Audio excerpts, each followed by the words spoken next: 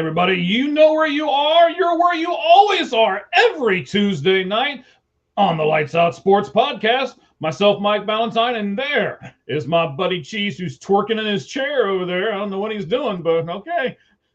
Cheese, how you been, buddy? I'm twerking in my chair, apparently. Yeah, apparently you were. It's what you looked like you were doing. Yeah, I was just getting comfortable, and I was gonna repost the stream on X. That's what I was doing, and adjusting my seat. All right. So I'm good. How are I'm you? sorry for interrupting you, sir. Oh, no, it's okay. You're allowed to on a podcast when there's two people. That's kind of what happens. It's kind of what happens. All right. Yeah. Sounds good, buddy. We have got a lot to get to today. Football, a little, and a lot of baseball. We're going to do our predictions today. All kinds of them, not just a few things, all kinds of stuff. We'll do it here in just a little bit. We're going to do such things as picking every division winner. Then we're going to take it down to the teams that make the playoffs, whether it's winning those divisions or in the wild card spots. We're actually going to give you both ALCS teams and NLCS teams. We're going to predict the winner of each division. And then we're not just going to stop there. We're going to give you and tell you who will be the World Series champion. We'll do Rookie of the Year, Manager of the Year in each league, the Platinum Gold Glove winners. We'll do the Cy Youngs, the MVPs, and everything. We're not skimping out on a darn thing on these predictions. We're doing some NFL in between. We'll do some other baseball questions, including are the Dodgers ruining baseball? And we'll talk about PCA and the Cubs. There's some breaking news on that we'll get to here in just a moment. And we will answer, how do you build a successful bullpen? We'll do all of that. But first, Cheese, we got to give you the 5 Flamin' 5 in 5. I was hoping you forgot about it this time. Oh, no. We gotta put you to the fire, sir. Okay. All right. So for those of you who are first-time people, which we love, let's explain the 5 Flamin' 5 in 5. Cheese. Yes. 5 questions, 5 minutes. And if he can answer all 5 questions in those 5 minutes, then he'll get a bonus question that he has no idea about. I changed it up a little bit today. I want to see how it goes. I'm going to admit it, I gave Cheese all 5 questions. Don't tell them. Okay. I will. I gave him the 5 questions, but the bonus question I did not give him. And Cheese, that has to do with opening night, not opening day, opening night. So if you get all 5 of the questions, we'll ask you a question about opening night. So, Cheese. Yes. Are you ready? No, I am. Yeah, because I have the questions. Okay. All right, buddy. The 5-minute timer will begin after I finish reading the first question. I should mix them up so it messes with you a little bit. All right, here we go. We got 2 Major League Baseball candidates for Resurgent Player of the Year, at least in my opinion. Nolan Arenado, who has hit 1.567 OPS, which is equal to 268 weighted runs created. Plus, we know he's not going to do that in the regular season, but wow, what a spring. And Andrew McCutchen, who batted .421 with a 1.297 OPS and only 19 at-bats and 8 games. So, Cheese, my question is, which one has the better chance of being that resurgent player of the year? So what you're saying is you don't think Nolan Arenado will be 168% better than league average? Is that what you're saying? I don't. You do not. Okay. Yeah. I mean, spring training stats, we've seen this in the past. Sometimes, a player gets off to a great start and, produces throughout the year. Other times it's just spring training, weather's warm. So I take these stats with a grain of salt. Both players, toward the end of their career. But the answer is Nolan Arenado, I think, for sure. I think it just has not gone well with the Cardinals last few years. He's in a better ballpark. He's with a better team. He just he seemed to want that trade. You know, he had a no trade clause. He didn't want to go to Houston when he was traded last year. So I think Nolan Arenado has a better chance. And Andrew McCutchen, I'm surprised he's still playing. It's great that he made the Rangers, but I honestly was surprised he's still in baseball. So yeah, I think Arenado for sure. All right. So I wanted to for some reason, if I start the music when you're talking, it messes everything up. So I didn't want to do it that way. We'll make sure. Okay. Here's question 2 for you, buddy. The NFL draft is in 29 days. It's fast approaching. This year, teams will only have 8 minutes to make their picks instead of 10. 2 questions, actually. Is it a big deal, and will it hamper draft day trades? I don't think so. Probably not. Obviously, 2 minutes is a big difference. 8 and 10, it's a big difference. But I just think teams are going to, knowing that it's gone down from 10 to 8, they're going to call teams during the week of the draft more. Are you looking to move down? Are you looking to move up? What it will hurt is the last minute deals where someone crazy falls, someone that you don't expect. Like say you're Arizona picking, they might have the first pick of the second round. They pick him pretty high in the second round. Say somebody that you have a top 10 grade on falls to pick 26. Well, you're calling. So maybe here at the last minute ones, you have less time because in a draft, you have to fax to the league office the exact same thing for a trade to work. And if it's not the exact same thing, they reject it. So for the most part, no, but only the last minute crazy trades, yes. Okay. I like it. So, you said crazy like 4 times. That's not near as many times as you said crazy on your mock draft video you sent out yesterday. So we'll talk about the NFL segment. I'm going to bring that up in the NFL segment, but go ahead. All right. I'm running out of time. I'm giving you the first pick in the NFL fantasy draft. Who you choosing, Cheese? NFL? MLB. Sorry. Don't rush me. If Shohei Ohtani is just a hitter or just a pitcher, I'm taking Aaron Judge. If Shohei Ohtani counts as both, I'm taking him. Simple. Judge, bat, Ohtani second. Okay. When a player is scheduled for a top 30 visit, does it really mean anything to either the player or the team? Well, it's not like you're recruiting because you have to be drafted. Mm-hmm. I think players really like it. They want to visit the facility as long as there's not too many. You don't want to go on 14 visits and all you're doing is traveling for the last month before the draft. But I think it's about 2 things. One, getting to know the person. Maybe there's a slight character concern, and maybe we can do a medical recheck. Maybe we can put him through a physical. We want to make sure that knee's okay. Like Will Johnson, Cardinal cornerback, second round pick. He's someone I would have brought in. I want to know you're healthy. You had injury issues at Michigan. So I think it's more about getting to know a person or medical recheck or both. Okay. Last question, buddy. Last season, Travis Kelce had 851 yards on 76 receptions and 106 targets with only 5 touchdowns. Yes. He and the Kansas City Chiefs have supposedly, I didn't see it announced officially by the Chiefs, but they have agreed to a 3-year, $54 million plus deal. If you're the GM in Kansas City, are you signing Travis Kelce $54 million for 3 years? Not at all. I don't understand this at all. I don't know what to say.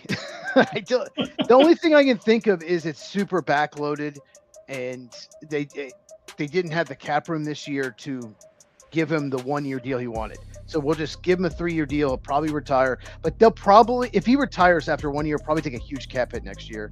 So I think it's just spreading out the total cap hit and not taking a big hit this year. See.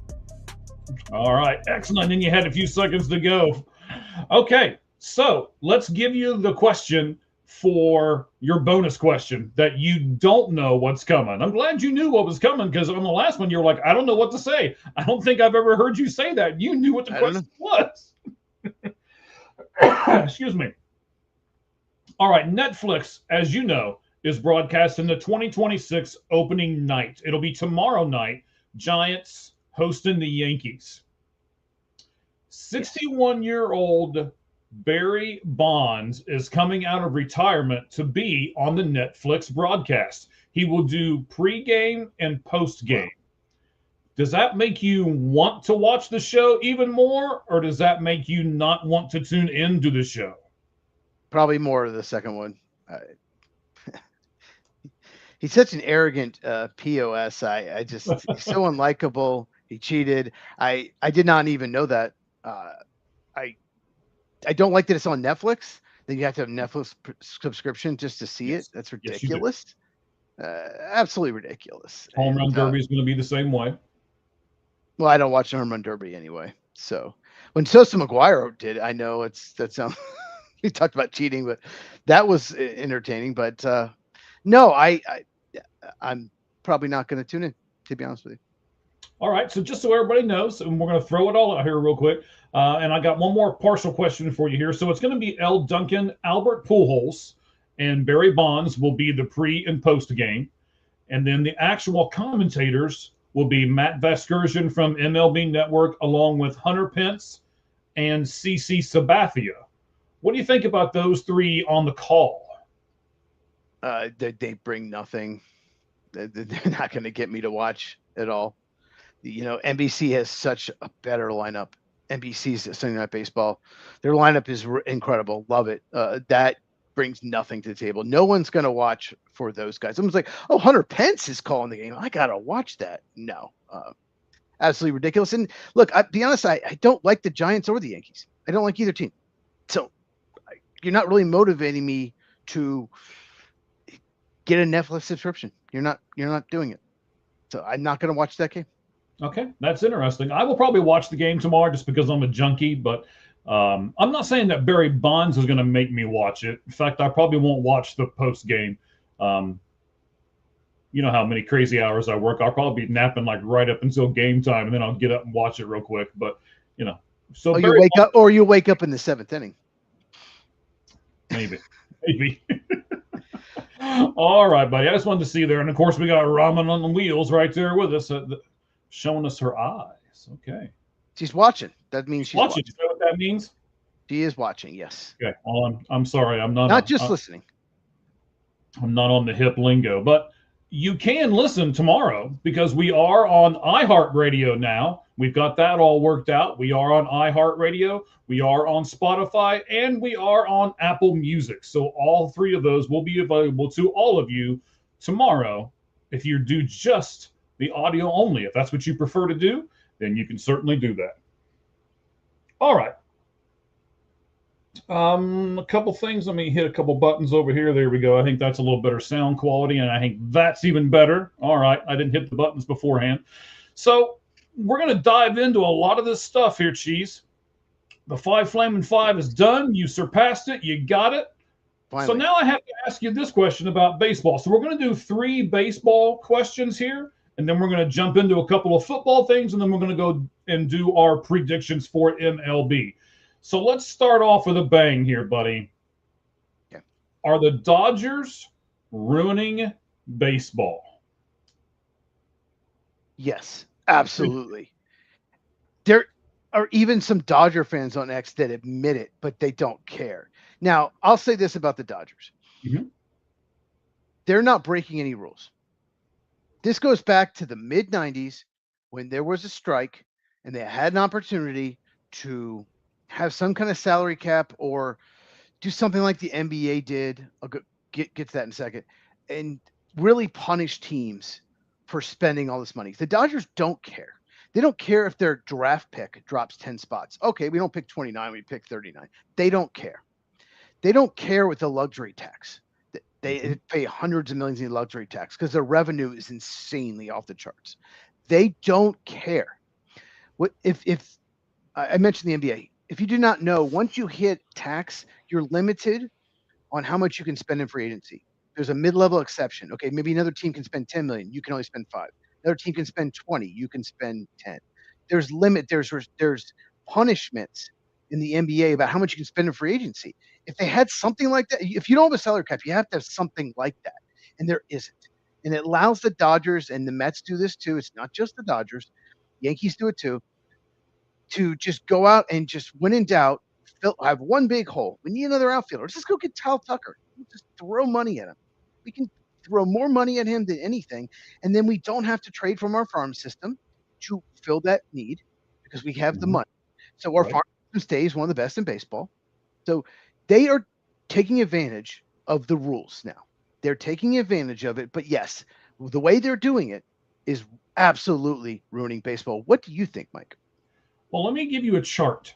I have an old man over here has figured out how to do a few things on our streaming service. So let me give you this. Old man Mike. And I saw we have a new nickname, Old Man Mike. Yeah, Old Man Mike over here. So this is a chart showing you how much ticket prices are for the Dodgers.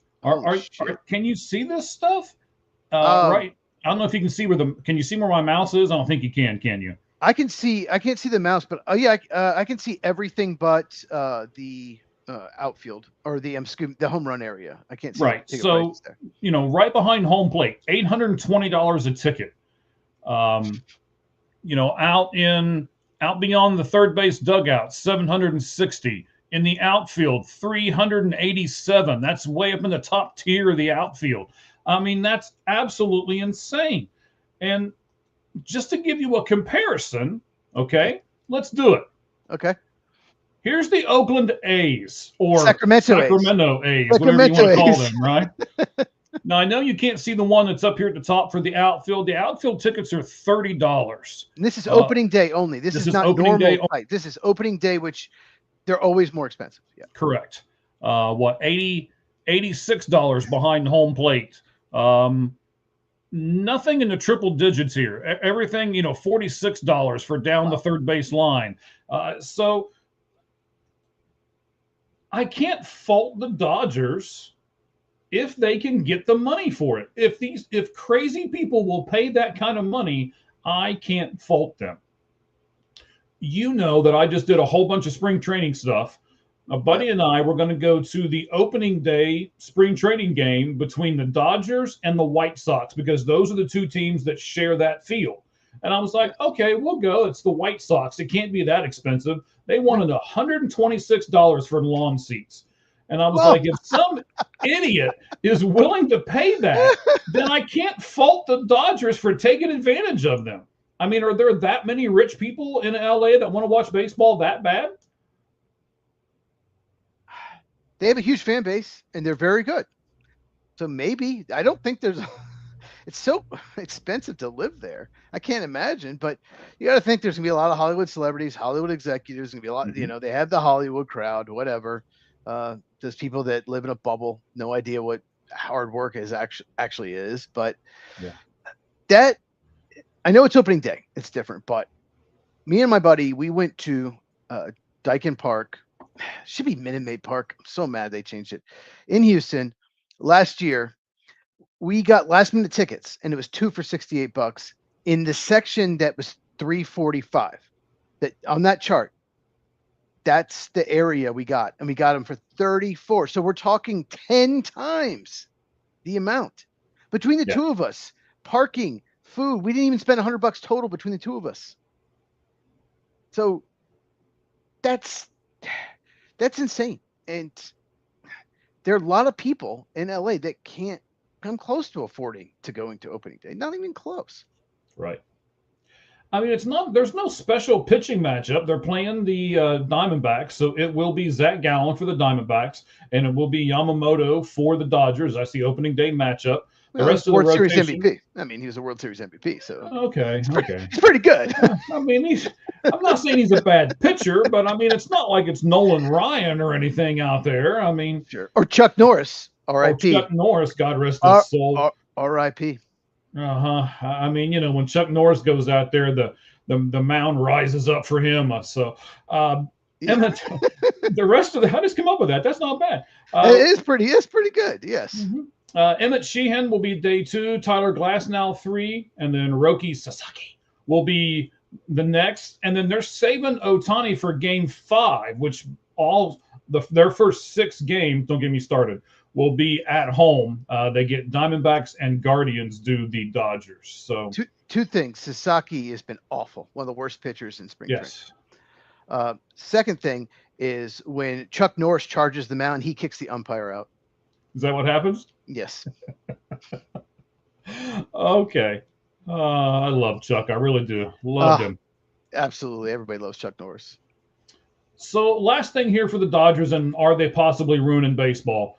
Let me give you this. The average family of four, if they go to a Dodger game, they buy the cheapest tickets available. Now, this is not opening day ticket prices. These are average, everyday, run of the mill tickets, but they're the cheapest ones available in that stadium. Family of four, cheapest ticket available. When they park, they each get a hot dog. That's four hot dogs, Okay. two beers, one for each adult, two sodas, one for each child. You have now racked up a cost for that family of four for those items of $413. You can't afford to take. Most people can't afford to take their families to these Right. I games wouldn't, anymore. I'd never be able to, and I honestly, I wouldn't do it. No, it's and kids. I want to go to a game. I want to go to a game. You could, but even so, like you could probably do it once a year. A lot of families of four. Can you imagine having a family of 5 or 6? You could probably do it one time all year. We pick one time Pick one game. because you can't do it 3 or 4 times anymore. I used to live in Tennessee, and I was an hour and a half from Atlanta. I used to go to 2 or 3 games a year, no problem. I would not spend $400 on 3 games with everything, not even close to that. Like that's insane. It's yeah, but if there's enough people that will pay that, they're going to charge it. Yes. Yes, they are. Okay, so I'm trying to find it here real fast. I'm scrolling down through, and of course, I get distracted by other stuff here. Pete Crow Armstrong. So your Cubs have selected, Yes. Let's see here, Dylan Carlson made the team. Ex Philly made the team. I can't remember his name right offhand. Shortstop, second base guy. Scott Kingery. Scott Kingery, there you go.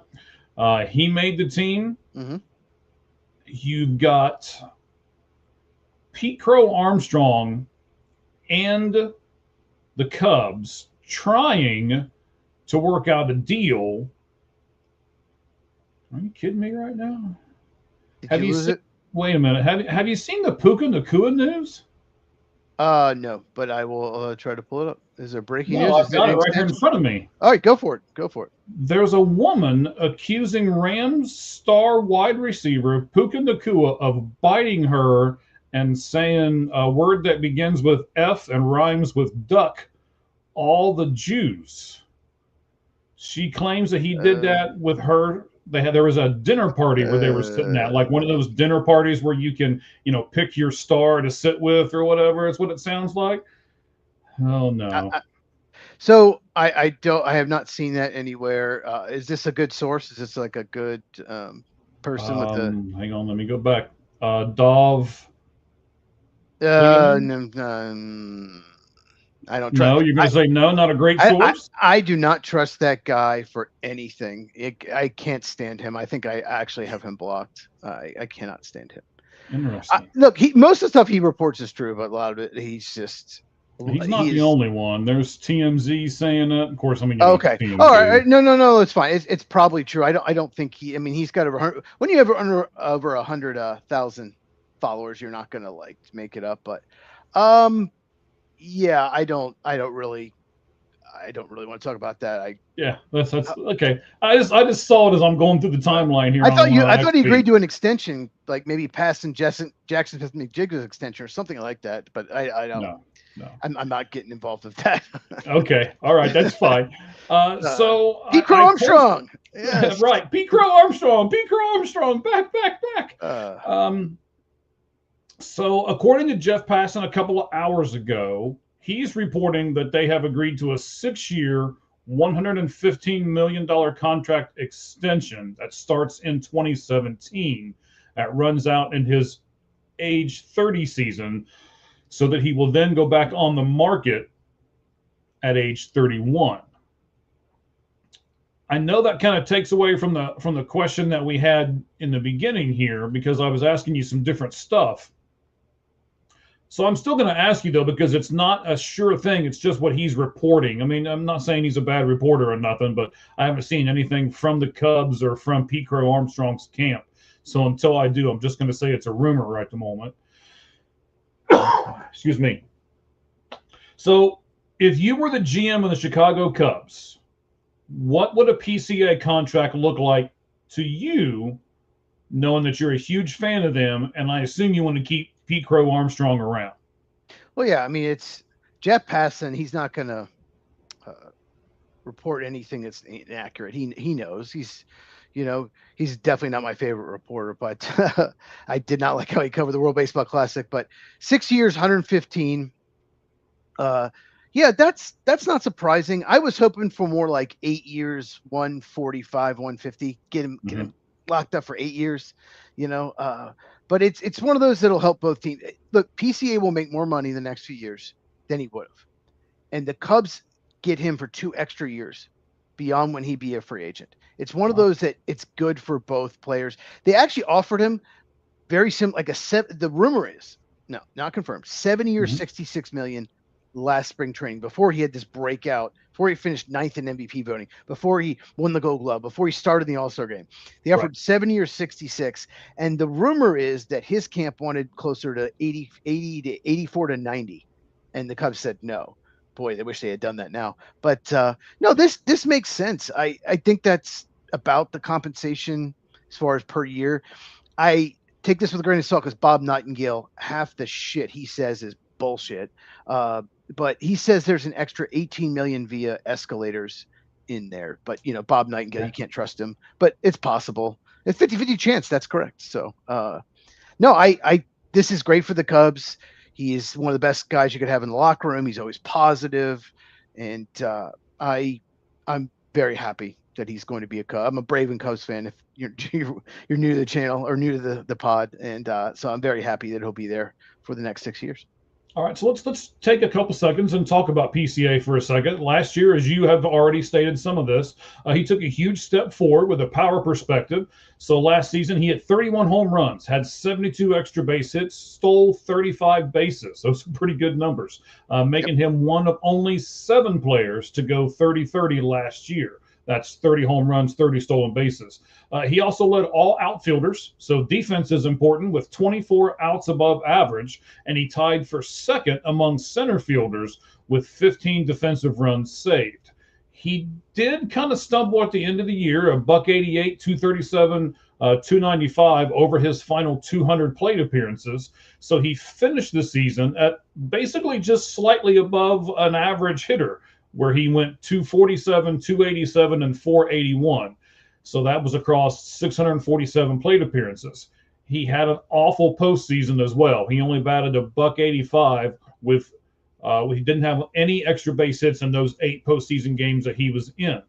He's one of the most aggressive hitters in the league. He swings at almost 60% of the pitches he sees in his career. So no other player who has took 500 plate appearances last year swung more often than he did.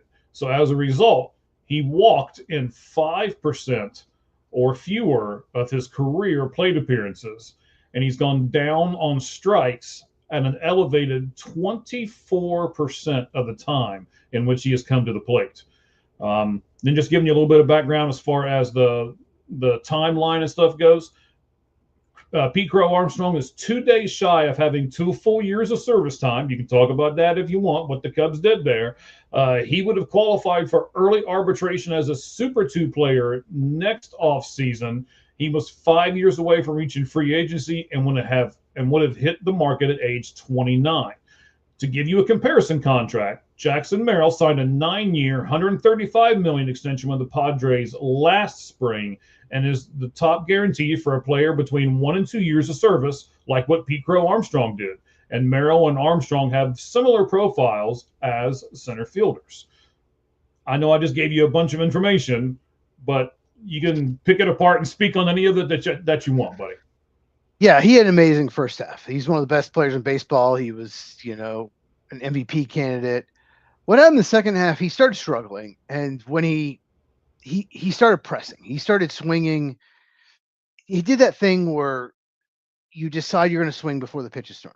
I gotta help my team, and so yeah, he started swinging at pitches out of the zone at the actually third highest rate in baseball. He ended up at swinging pitches out of the zone.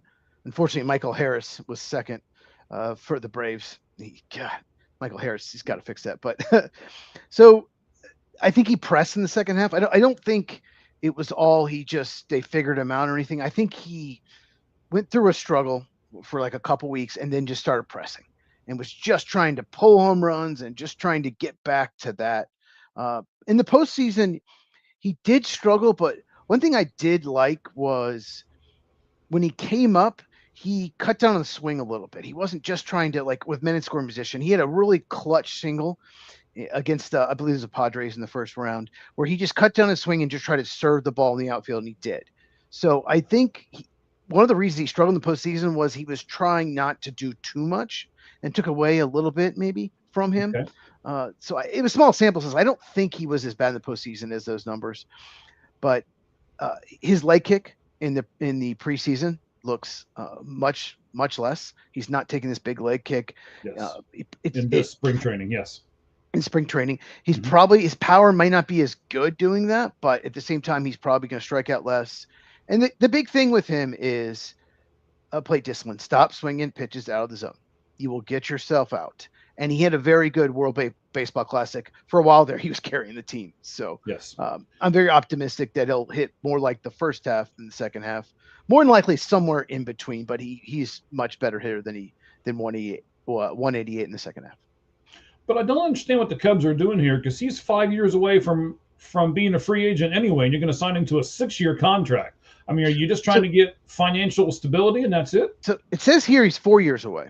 Is he 4? Okay, so yeah, maybe I was wrong. Okay, yeah, it says it eats up 2 years. Yeah, they wouldn't have done it if it just 1 year. I know, that's what I was thinking. Yeah. If it was 1 year, if it was 1 year, it wouldn't have been that big a contract. So yeah, he would have been a free agent at 27 going into 28 season. Now it's 29, 30. So, he had 30-30. He's the second Cub ever to have 30 homers and 30 stolen bases, and the only other person to do that was Sammy Sosa. So, I love this move. It's no matter what, if he still hits league average, he's a 4 or 5 win player because of his elite defense. Mm-hmm. He is insane out there in center field. The jumps he gets on balls, you can't teach that. You can't coach that. Yeah. Torrey Hunter, that's how good he is out there. Dare we say maybe Ken Griffey Jr.-esque out there in center field. I mean, he can cover a lot of ground. So here's my final question for you as far as PCA goes. You're not in Dallas. D for defense, Pete Armstrong. Okay. D for defense. There you go. I was going for the big D and didn't mean Dallas, but okay. Song reference, just like I did. Never mind. On Sunday I did the song reference. I got called an old man by somebody on this panel. So anyway, where would you bat Pete Crow Armstrong? Because he strikes out so much, he can't be your leadoff guy, really, even though he's got so much speed. So where would you put him in the lineup, Cheese? Can't be your leadoff guy because he doesn't get on base enough either. Mm-hmm. So where would I hit him? 5th or 6th? Because he gets extra base hits and he can hit guys in. So I would hit him 5th or 6th. He's not going to hit 1 through 4. He's just not, because they have a very good 1 through 4. But depending on the righty lefty matchup, because he's a left-hand hitter, I would hit him probably 5th or 6th in the lineup. Okay. All right. So we talked about Pete Crow Armstrong. The last thing I want to get to here is, how do you build a successful bullpen? You probably saw me looking around and looking for my phone because I got to get ready with the question here. So, Cheese, just a few questions on a bullpen here, because we're looking at building a successful bullpen. I'll tell you exactly why when we do the poll question here in a moment, what brought this to my attention. So can you have a successful bullpen without an established closer? Unlikely. Established. The key word is established. Correct. Obviously, you want to have an established closer going into the season. Being a closer is so tough. There have been some really good pitchers with elite stuff that miss bats like crazy. And when they put into the closer role, they're terrible. You are literally, you're up 3-2, 4-3, have to get 3 outs. Say you walk the leadoff guy, you give up a single. All of a sudden the pressure's on. You can't give up a homer. You lose. Like, it's so much pressure on a closer. So some guys just don't have the mental toughness to do it. Mhm. Kyle Farnsworth is a perfect example of someone who had elite stuff. He wasn't even a good setup man. He just, whenever a game was on the line, he would be terrible. When it wasn't, he was like the best reliever in baseball. Yeah. So I want to establish culture. I think it's so important. If you have some young guys that have great stuff that, yeah, maybe they work out, but it's an unknown. So to answer your question, yes, I think you really need an established closer.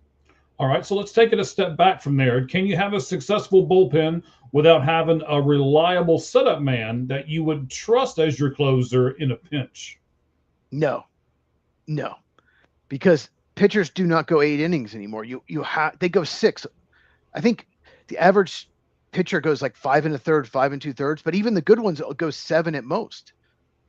Every once in a while they go more, but yeah, you got to have that setup guy that can also fill. You're right. You need a guy that can be in the 8th inning, that's your setup guy you can trust, but also fill in closer if it's needed. It's so important. Closer can't go back to back to back or whatever like that, right? You can't. Or if they get hurt. We don't want to wish that on any team, even the ones I don't like. I don't want to wish that on any team. Let me give you the poll question here. We'll get to it in just a second. Okay. So how many left-handed pitchers do you need for a successful bullpen? Again, I'll get to why all this happened here in a few moments. You can say 2, 3, 1, or you don't need a lefty in the bullpen.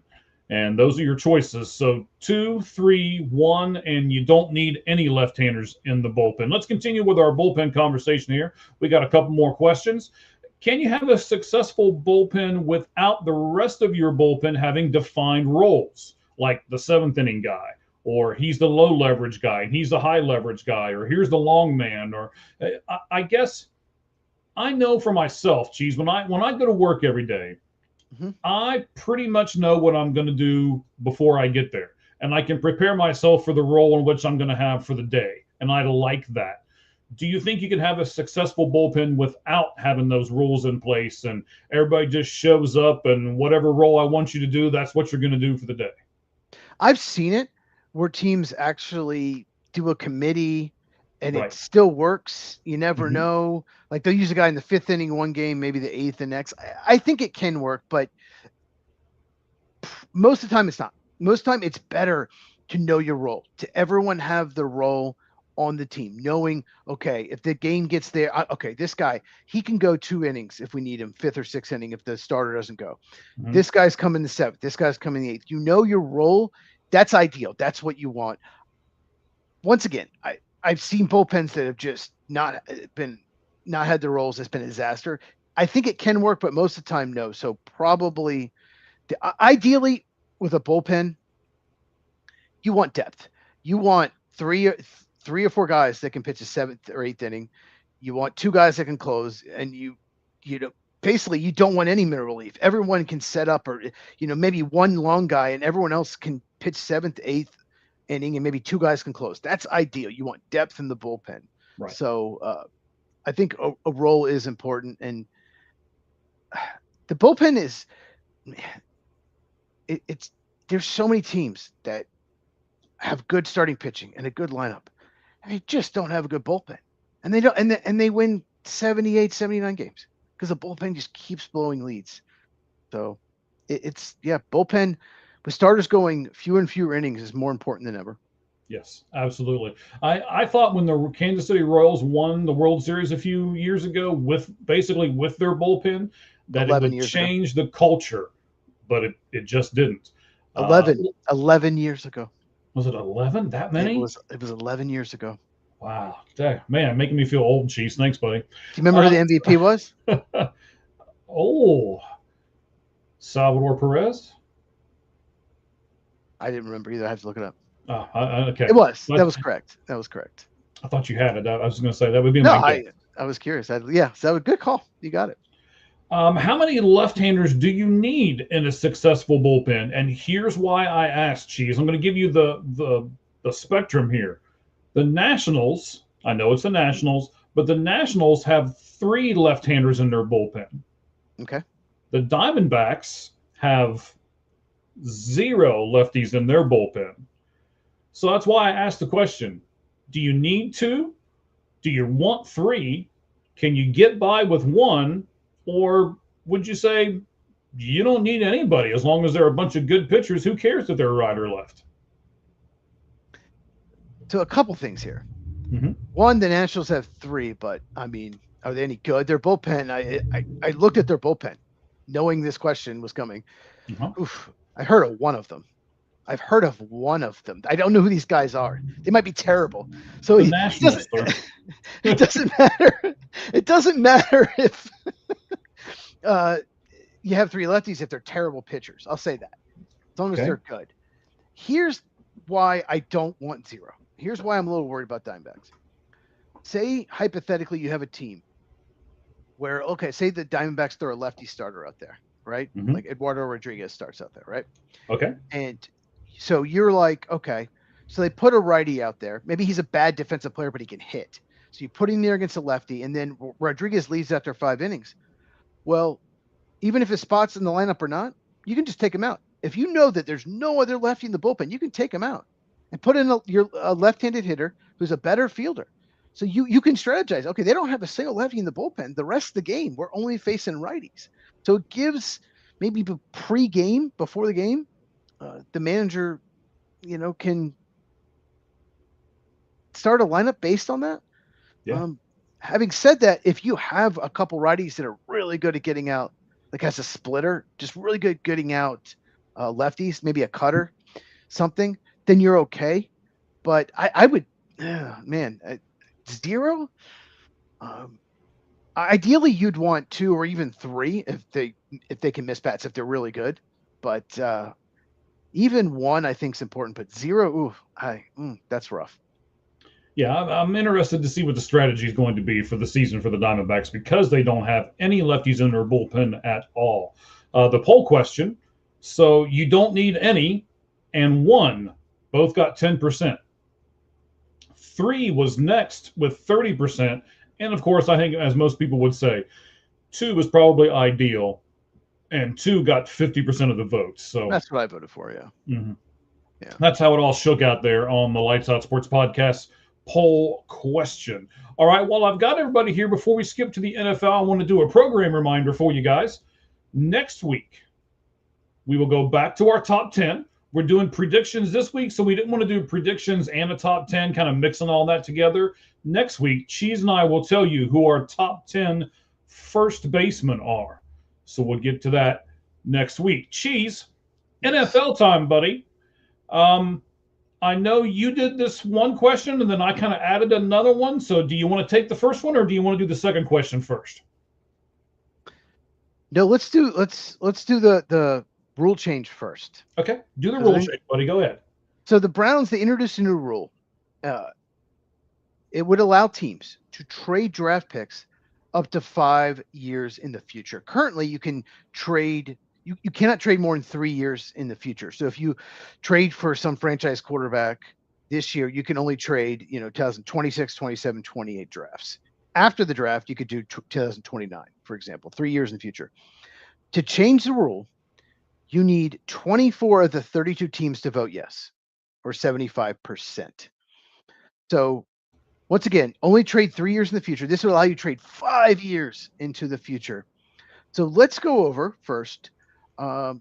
What are the positives of this potential rule change? You want to go first? Sure. I'm not sure if there are any. Okay.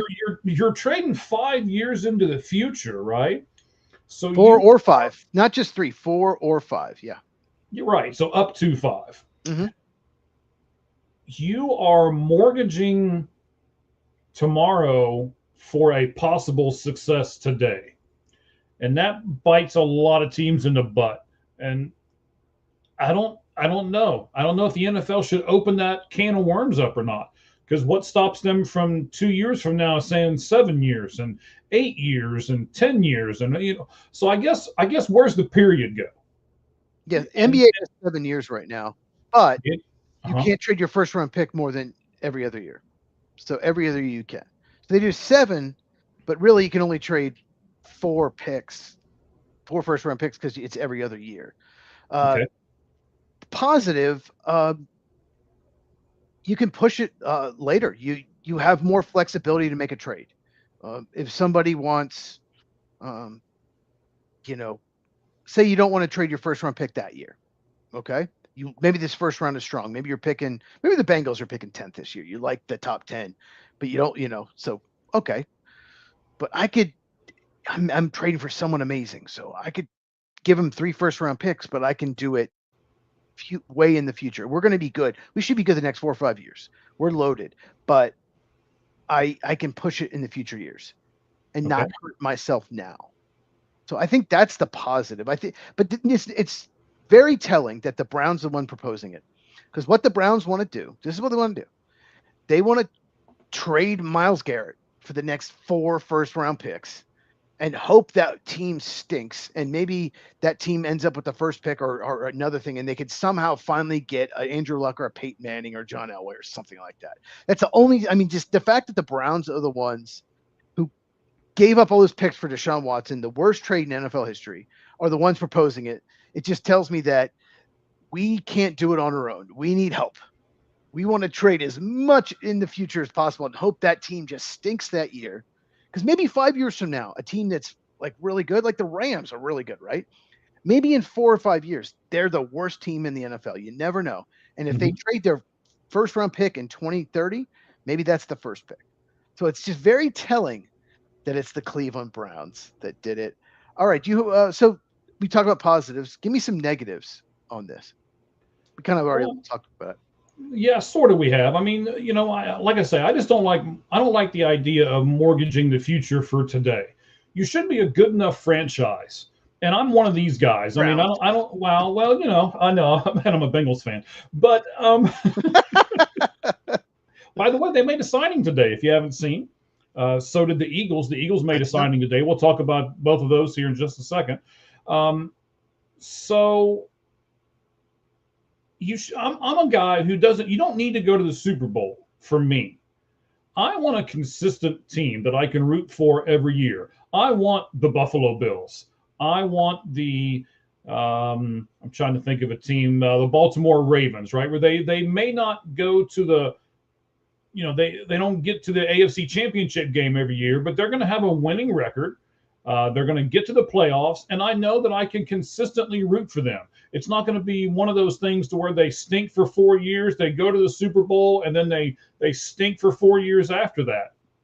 Personally, I don't want that in a team. I won't. I know you probably will. You would take one Super Bowl win and then 4 years of crap and then 4 more years of crap, but I would rather have a consistent team. So I just don't like the idea of mortgaging your future to try to win something right now. So I think what this will do, we'll just say this.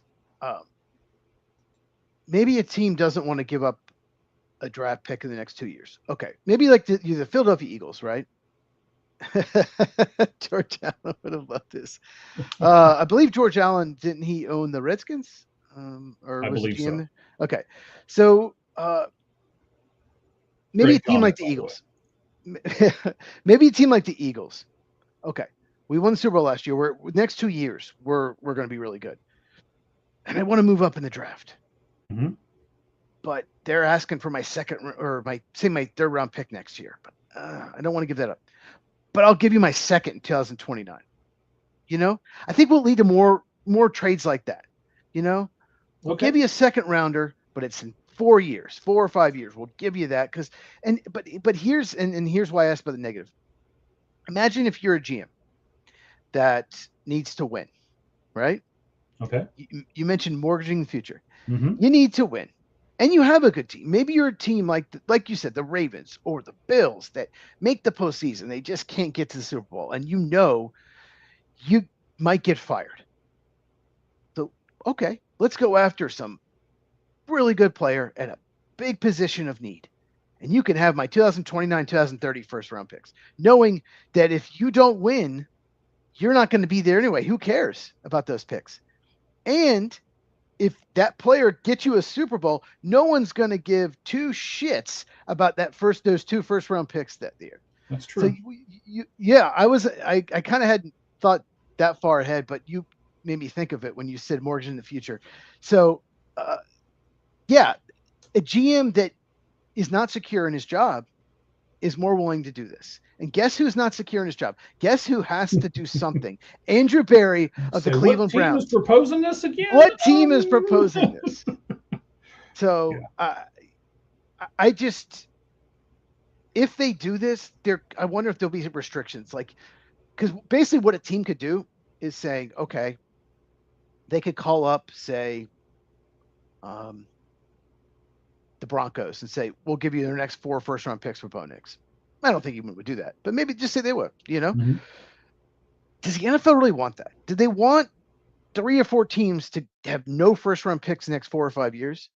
And then the same teams like the Jets and Browns, who both have 2 first-round picks this year, of course they do, to all have all these picks, 2 or 3 first-round picks every year. No, they don't want that. But that's what this will do, right? Exactly. This is what we'll do. Some teams are going to want. What if you're a team that, has a franchise quarterback and use a 5th round pick, another quarterback, and that franchise quarterback gets hurt and this guy is even better, like Trent Green, Kurt Warner situation, Mm-hmm. Then you can shop one of them. Like, okay, we'll shop one of them. Give us next 3 or 4 first round picks, and you're already a good team, and you have all these extra picks. You could be a dynasty. You could win 5 of the next 7 Super Bowls because you have that. There's a lot of factors. This is why I want to talk about this. This is fascinating. It would lead to more trades. It would lead to us on this podcast talking about the NFL even more. Like, there's so many more things to talk about. But at the same time, we could see a lot of teams, like you mentioned, we could see tanking. We could see more teams just tanking for extra picks. Okay, we're not very good. The Dolphins just traded Jalen Waddle, knowing they're not going to win the next couple of years. He's in his prime. Let's see what we can get for him. They got a good offer. Taking it.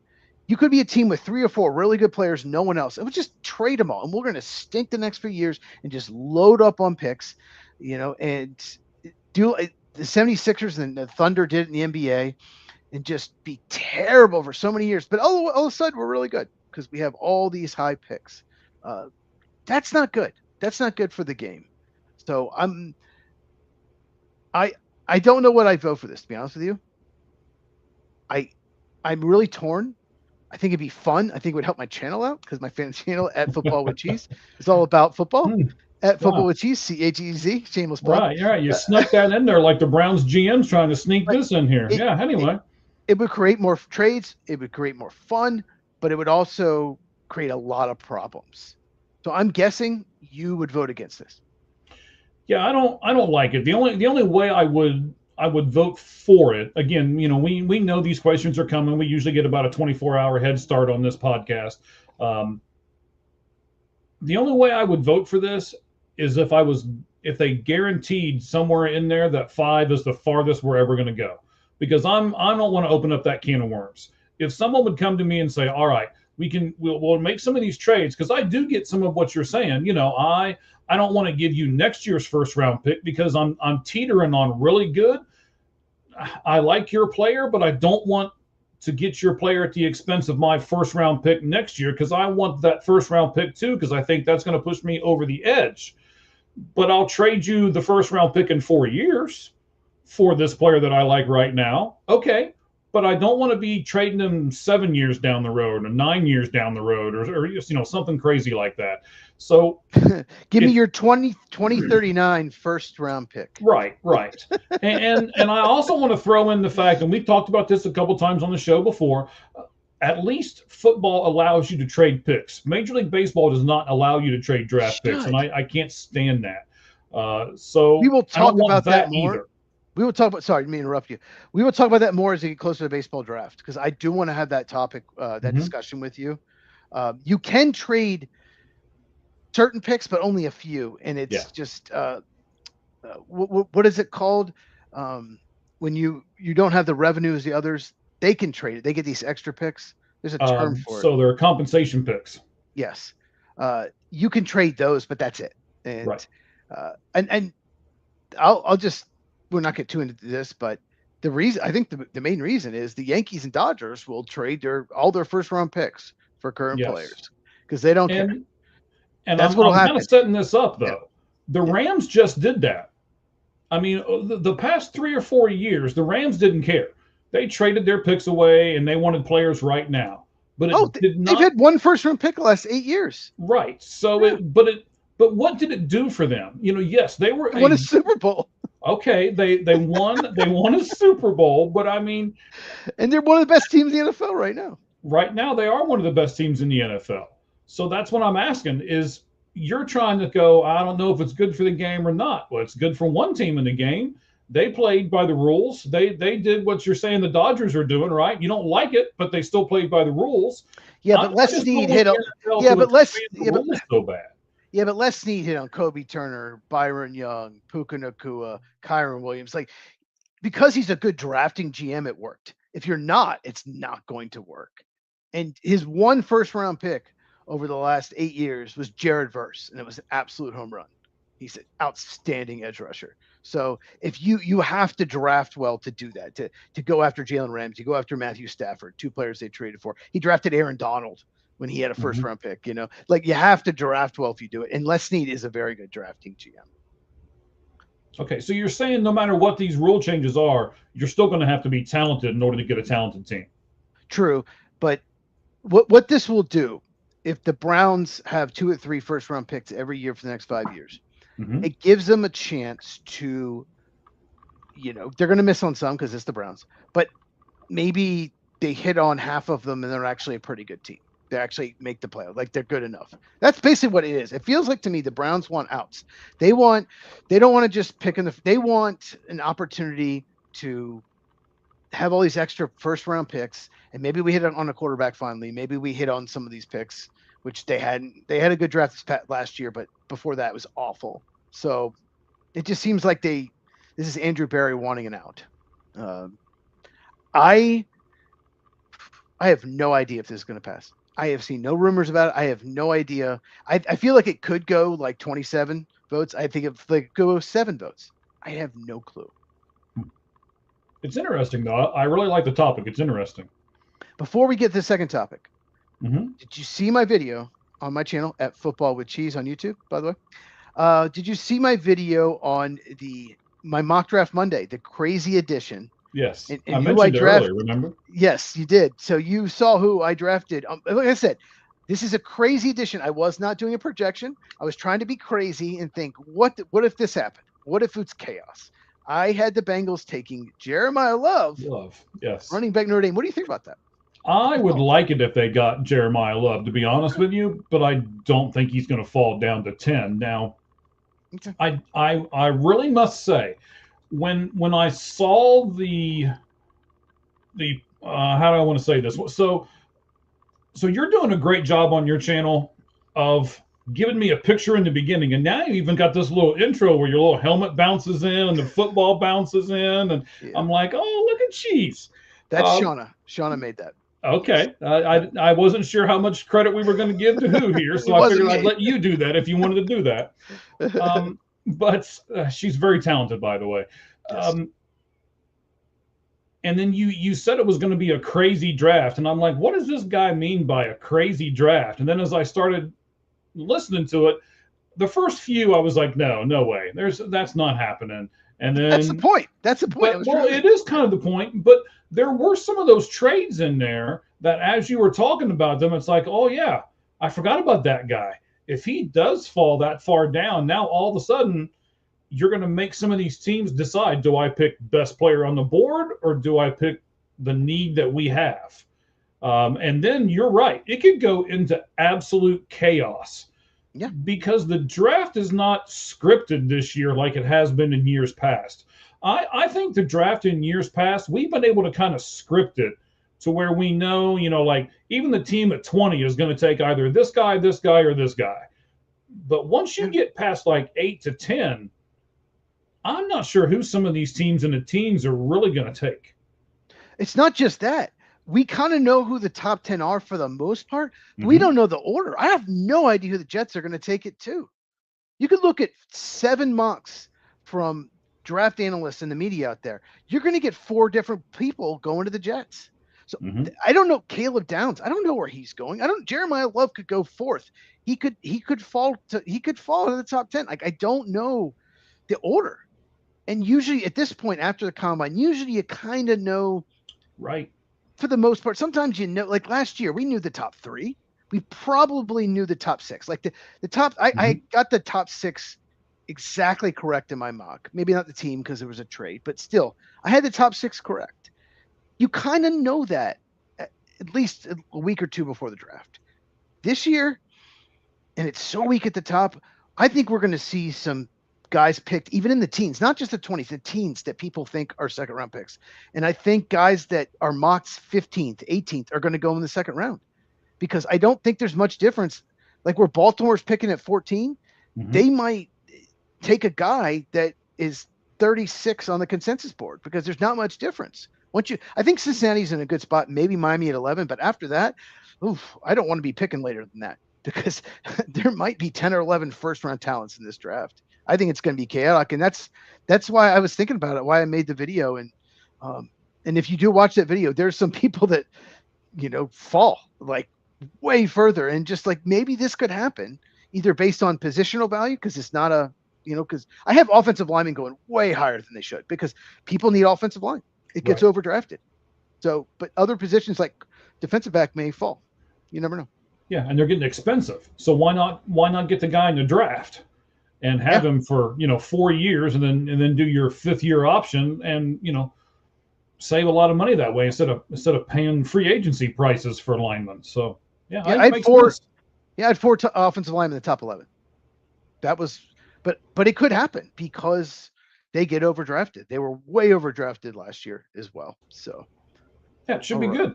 All right. So I said that there were 2 signings today. Let's get to those real quick. So these are the 2 signings that I have seen. If you've seen any more, Cheese, please correct me and let me know. I saw that the Eagles are signing wide receiver Elijah Moore to a 1-year deal. I forgot Elijah Moore is just 25 years old, but this is his 4th team. Yeah, he sucks. So you don't like him? He was very good at Ole Miss. He was a player that was mocked to the Packers more than anyone. About 4 or 5 years ago, and fell the second round, and he has just never been good at all. He's just not a good player. He's very talented, so the Eagles taking a flyer on him, but he's not very good. And then I did see my Bengals made a move today. They signed quarterback Joe Flacco to a 1-year deal, so they've got their quarterback room pretty much put together now. So yes, there you go. No comments on Joe Flacco to the Bengals? I mean, they need a backup. Yeah, that's fine. And he seemed to like playing there. So, and more than likely he'll have to start at least a few games because the way Burrow is playing, especially if he's got to stop playing flag football, making those cuts in that video. It's like his ACL's about to tear. Stop it. Just stop, Joe. What are you doing? Like, what are you doing? Like you cannot. They have no chance if Flacco is the starter for the whole year. They're not winning anything. You cannot get hurt. Yeah, I think they proved that last year. Yes, they did. All right, so we got one more NFL question. Do you want me to do this one, or do you want to take it? Go for it, man. It's your question. All right, so there are 7 non-quarterback players in the NFL this season who are making $40 million plus. Now that Jackson Smith-Njigba has gotten his contract extension. So, Cheese, I'm going to have you rate these guys. I'm going to give you them in the order of money in which they make, and then you tell me what order you would put them in. So 7 of them making $40 million plus. Here we go. Starting with number 7, the guy who is he's only making $40 million, Myles Garrett. His family must be living paycheck to paycheck. Right? They're just, I don't know if they can get groceries this week or not. So help me with the first name. Is it So Hunter, what's Hunter's first name? I think it's Danielle. Yeah, that's what I thought, but I wasn't. I don't know. It sounds like a girl's name, so I was like, maybe it's not. He's a good So player, though. He's a really good player, though. But yeah, yeah, okay. So don't tell him his first name sounds like a girl because they'll run you over. yeah. I mean, there's a defensive tackle I love for the draft. His name is Dominique. So I mean, there's Dominique Orange. So yeah, I don't know why. There's sometimes they have effeminate names. Well, I mean, you know what? We got Kool-Aid as a cornerback in the NFL. So hey, Well, hey, hey. Anyway, I mean, that's pretty good. It's cool. It's cool, Aid. It's cool. Yeah. Aid. Yeah. Oh yeah. All right. So Mr. Hunter's making 40.1 million. The next guy up is Jamar Chase at 40.2. Then you've got TJ Watt at 41 even. You got Jackson Smith and Jigma now with his contract, 42.4 million. The next to the top is Adrian, right? Aiden. Always do that. Aiden Hutchinson, 45 million even. And then the number one highest paid non-quarterback position in the NFL this upcoming season, Micah Parsons, $46.5 million. So let's go top to bottom, Cheese. Who is your number one guy? Who makes the most difference on the NFL playing field out of those 7 guys? Myles Garrett for sure. 40 million. 25 sacks, defensive player of the year. Myles Garrett, 40 million. Yeah, no doubt about it. Wow. Okay. I really thought you'd go with Parsons. So who's your number 2 guy? Parsons. Well, I mean, 6 million less a year than Parsons, so you have to go. Okay, so you're considering the money factor into the whole thing too. Sure. Yeah. I mean, there's not difference between 40 and 46 on your cap. It's not much at all. But if it was the same money, I'd probably still go Garrett. But if for example, Garrett was 46, Parsons 40, I might have said Parsons. But yeah, Parsons too. All right, Myles Garrett. Mr. Parsons is second of your Green Bay Packers. Who's third, Cheese? Probably Aiden Hutchinson. He was still very good. Just wasn't as good coming off that horrible leg injury. But sometimes it's the year after when you have a bad injury. So I think he'll be better this year. So I'll say Aiden Hutchinson third. I really want him to get another guy on the other side, by the way, just so we throw that out there. The Lions won't do it. They won't do it. They'll fix every other hole in the roster. They refuse to get another edge rusher opposite. Aiden Hutchinson has to do it all himself. Unless you do a crazy draft. Then my draft, yes. The Detroit Tigers. Boy, I'm in baseball mode. We'll get to them in the predictions. Yes, the Detroit Lions will get one in the crazy draft, but yes. All right, so after Hutchinson, who's after that? I'm gonna go Jamar Chase at 40.2. I don't like that the wide receiver market went crazy, but he's just so good. He's so special. He wins quickly. He can do it all. So I'll go Jamar Chase. All right. And then you're going to go Jackson Smith and Jigma, TJ Watt, JSN. Or are you going to go Hunter? JSN. He's always open. You know, it's funny, when he was drafted, he was supposed to go 13th overall to the Packers. He was absolutely supposed to. They were high on him. They were going to draft him. They needed a receiver, whatever. I'm still bitter. I don't want to get grumpy. But even so, he went 20th to the Seahawks. He was not supposed to be this good. He was supposed to be a very good player, but he was not supposed to be like one of the best receivers in the game. Like, he is so amazing, and what a playoff run he had. So yeah, JSN. You know, before we move on, I want to ask you this. You've got all these great Ohio State receivers. Does that do anything for Carnell Tate's draft predictability or anything? Absolutely. Emeka Egbuka went 19th overall. The knock on him was, he's always played with Jeremiah Smith and Marvin Harrison Jr., so he's always been the number 2 guy. So the best corner never covered him. Tampa Bay's like, we don't care. And before Mike Evans came back, he was their number 1 guy. He was amazing. In his first year. Yeah, he wasn't as good down the stretch. I think it just, they almost had too many guys in the room. I don't know. But yeah, it's every single Terry McLaurin. There's so many guys, Chris Olave, Garrett Wilson. There's so many guys that come from there. They're always good. And, got to give Brian Hartline such credit. He is the guy coaching these receivers up. He's now the head coach at South Florida, but he was with Ohio State for many years. But absolutely, I think Carnell Tate, he's not my number 1 receiver. He's my number 2 on my rankings, but he's going to be the first receiver off the board. I absolutely think so. Because of that, I don't think he's as good a prospect as Garrett Wilson or Chris Olave, but yeah, I think Carnell Tate, it's going to help him a lot, no doubt about it. And yeah, I mean, Carnell Tate, once again, play with Jeremiah Smith, but it's Ohio State. You how can you not? Every single receiver they have, it's been amazing in the NFL. Yeah.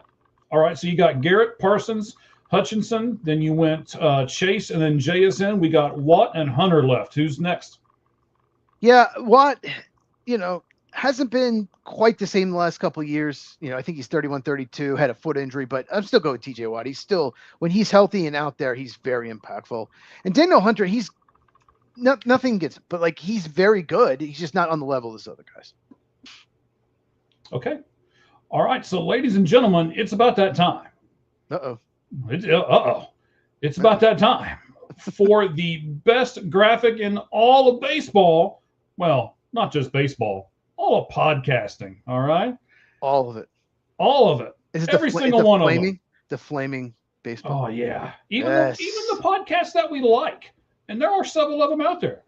Yes, a lot of good ones. Yes, there really are. If you like the Red Hot Reds podcast, Mike did that on Sunday night. I was all over the comments, but yes, like the Reds on All Gloves Off. What is your YouTube? All Gloves Off social media. All Gloves Off Sports Media is the YouTube, and you can catch it right there on that. That is correct. And you can catch Red Hot Red. So if you are a Cincinnati Reds fan, check out Ricky and Roger do a great job. And for those of you that don't know, the All Gloves All Sports Media Group, we're going to put a conglomerate of a bunch of podcasts together, like Cheese, like the one we're doing right now, like Red Hot Reds, and we got a few other ones coming down the pike. So tune in to that. And in fact, tonight, I'm glad you had me bring this up because I may have forgotten this before it was all said and done. The video that we're doing right now, live right here, Red Hot. So you got me doing it. We're Lights Reds Out now. We're Sports doing a Podcast. Reds podcast all of a sudden. We are. Lights Out Sports Podcast right now on YouTube. This is our 500th video on our YouTube channel. Oh, so cool. check out all the other 499. It might take you a while, though. All right, guys, here we go. Into our Major League Baseball predictions. Might take you a while. That's an understatement.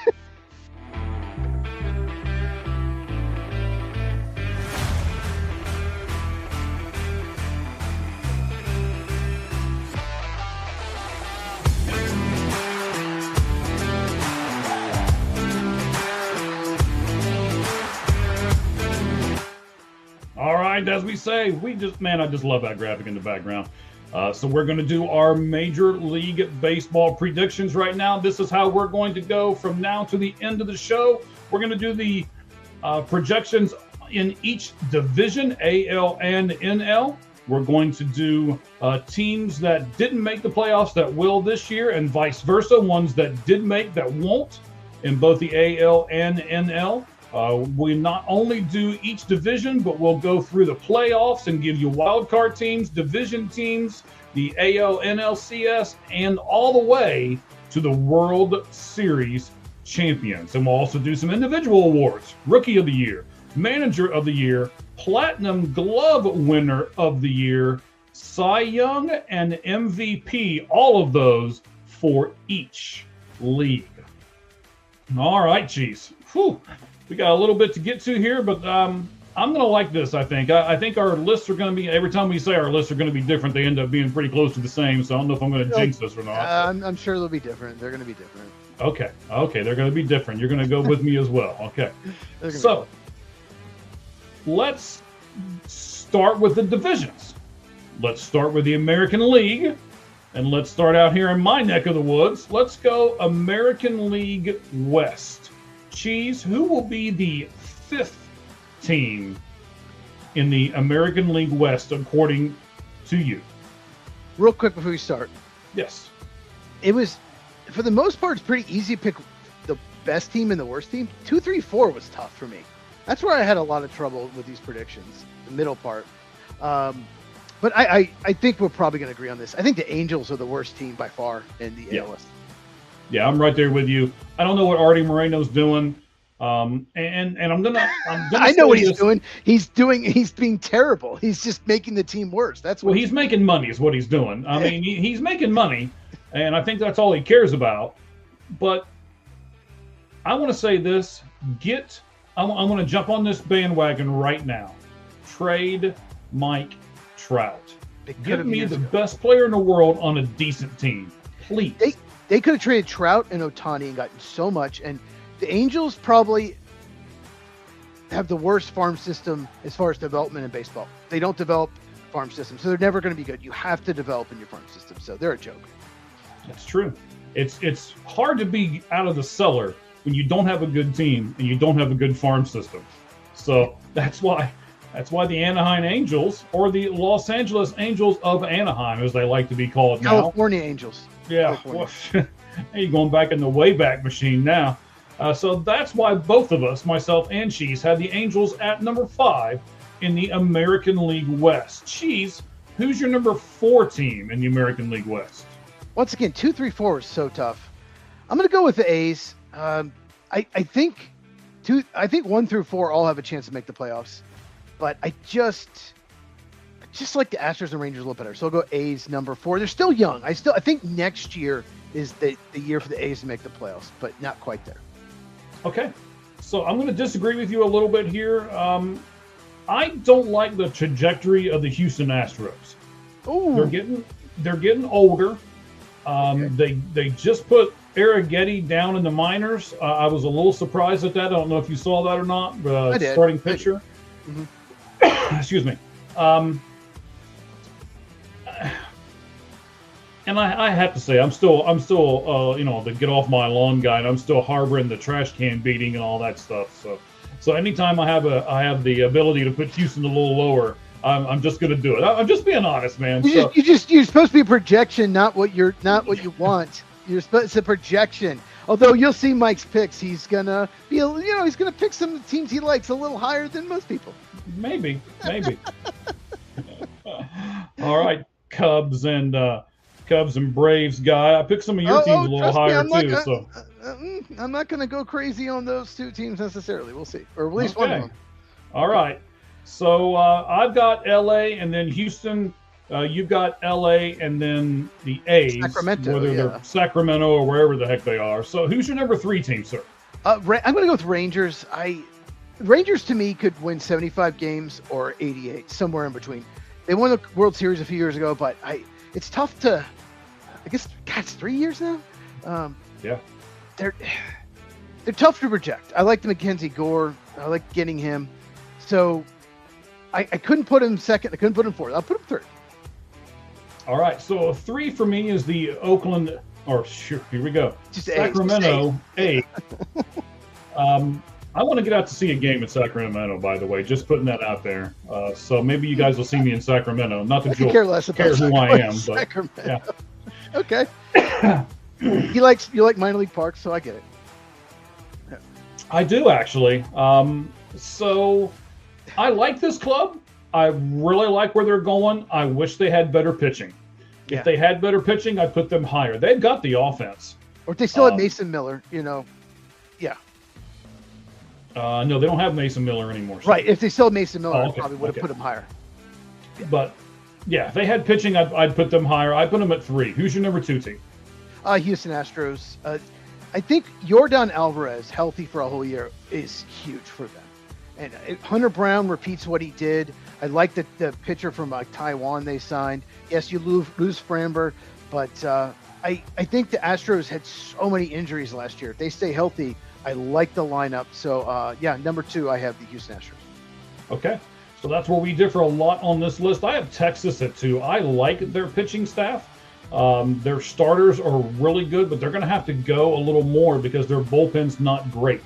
Their offense is coming along. They've got some really nice young players. And I'll tell you what bumped Texas up for me. We talked about him in the Flaming 5-5. What bumped Texas up for me, I think that Andrew McCutchen is upset with how the Pittsburgh Pirates treated him. And now he's going to come into Texas and just tear stuff up. Is he going to start every day? No, he's not.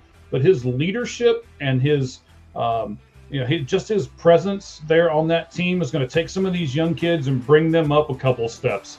It's an interesting interview if you look at what he said about Wyatt Langford And there's a thing in spring training. I was actually at that game, and he talks about it. If you get a chance to read that interview, and you can then see what kind of a difference Kutch is going to make on that team. And I think the difference that he makes bumps them to number 2. So that means we both have Seattle at number 1, right? Well, Wyatt Langford, I think he could be like one of the big breakout players this year. He's really, really good. I think he could be one of those sneaky, I'm not going to pick him, obviously, the sneaky candidates for MVP, maybe, candidate. Not saying he would win it. Yes, Mariners number 1. They were in the ALCS last year. They are absolutely loaded. They don't have a lot of weaknesses. They're just good everywhere. So yeah, Mariners, one of the best teams in baseball. All right, the AL Central. Let's go with this. Who's at the bottom? Is it Chicago, like I have at the bottom? I actually think the Twins are going to be terrible. And I think they're going to be terrible, and then they're probably going to trade Joe Ryan, and so they'll get even worse at the deadline. So I think I don't like this Twins team at all. I was looking at I was just like, this is not a good team. No, it's not. I actually think the White Sox will be much improved. Still not good, but I actually have I was going to tell you, I have the Twins 5, White Sox 4, and by far it's a big drop off from the top 3. Yes, huge drop off from the top 3. Absolutely, I've just flipped them. I did put Chicago at 5, Minnesota at 4, just because. And you know what? I'm going to put the guy up there. I haven't done it yet. Be watching for my Chicago White Sox guy, who is their minor league guy, and what his name is. I was at the spring training game. He's walking off from striking out, and he got his head down, the bat down, and then it shows his name on the video board behind him. Yeah, it'll be a funny tweet. Just wait, it's coming. So for me, Chicago, Minnesota, I put Cleveland at 3. Who'd you put at 3, Chiefs? I did too. I think there's going to be a little drop off for Cleveland. I just don't. They had a really good year last year. Great second half, won the division, but I just think the other 2 teams above them are just a little bit. I just feel like there might be a little drop off for Cleveland. I just don't know that they didn't do anything to make them any better, in my opinion. They didn't make a big move. Like I just every year we want them to go out and make a big move, and they just don't do it. Yeah, it's like spend some money, people, and they're just like, nope, we refuse. Or make a trade, do something, and they just don't. Well, and they need more help in that lineup. It's not a great. They need another bat in that lineup. They're not going to go after another big bat. They won't do it. They need Mike Trout. Ooh. Oh. Oh. Snap. Byron Buxton might be available. Who knows? You know what? That's not a bad thing either. They really, I'm not sure if Trout can give them the same. Well, I know he can't give them the same defense that Byron Buxton can. And they like defense on that team. So you know what? That might be even a better trade as far as Cleveland is concerned. So I put Kansas City at 2 and Detroit 1. Who do you have 2 and 1 in the American League Central, Chiefs? Yeah, I think Kansas City Royals they're going to be pretty good. I was just looking at, I like their rotation. Yeah, Bobby Witt Jr. is one of the best players in baseball. Vinny Pasquantino. They have a lot of good players. The Royals they're not the sexy team, but they just have a lot of good players. Salvador Perez is still bringing unbelievable 30 home runs, 100 RBIs last year. Yeah. So I got the Royals too, and I think Tigers look excellent on paper. We'll see what happens when the regular season starts. They had a lead last year, they blew it. They obviously, I think they did make the postseason last year, but I think they run away with actually this division. I think they're one of the best teams in the American League. Oh, they're going to run away. So let me do a couple things here. I want to compare Kansas City in the American League to a National League team. I think a lot of people don't know who Vinny Pasquantino is, and a lot of people don't know. They know Bobby Witt Reagan, Jr., I think. Eric Bubic. Just all kinds of they have some good starting pitchers. They have some good players over there that nobody really knows. Yes. And I'll compare them to the Milwaukee Brewers because of it. They're like the Brewers of the AL. And we see that every year the Brewers seem to be right there. And they win that division and they sneak in. And so I think Kansas City is a lot like them. But just like you, I put them at number 2 because Detroit has Tarek Skubal. And they've got a lot of up-and-coming young. I'm sorry, sir. Sorry, I didn't interrupt you. Framber Valdez, they signed in free agency too. Very, very true. Justin Verlander now. But their starting pitching's really good. Oh, they have Casey Mize. Yes. Yes. Yeah, and that's like the afterthought almost, right? And Yes. he would be a number 2, number 3 for any other team. Yes. Yeah. So yes, I agree with you. I like Detroit's pitching staff. Their bullpen's not fantastic, even though I like Vest. Well, Vest. But yes. But they all, the guy that Ricky said he didn't know who he was in the Red Hot Reds. But anyway, so he's like, I don't watch Tiger games. I'm like, I get it. Your job is to cover the Reds. You don't have to watch Tiger. Well, that's games. true. That is. He watches them 6 times a year. That's it when they play. Or okay, I'll give him that. And that's why I like doing this. What we do, I like covering the entire spectrum of Major League Baseball here. So, yeah. So you put Minnesota, Chicago, Cleveland, Kansas City, Detroit, and my only difference was I flipped Minnesota and Chicago at 4 and 5. So let's go to the final. Let's see 8. though. 4 divisions left. Let's see if we have a division exactly the same. I don't think we will. We'll see. Okay. AL East. AL East for me, and this was not. You've said the top was easy and the bottom was easy. This division for me was not easy at all. Not at all. And I went ahead and put Tampa at the bottom just because of the financial resources that they really don't have as compared to the other 4 teams. And that was honestly the only reason I put them at 5. Who'd you put at 5, Chiefs? I have them at 5, but I could see them, winning 80 games. I just, who knows? Everything goes right. They don't have a bad team, but this division is absolutely loaded. I'd like to see an expansion, and they have just bigger divisions.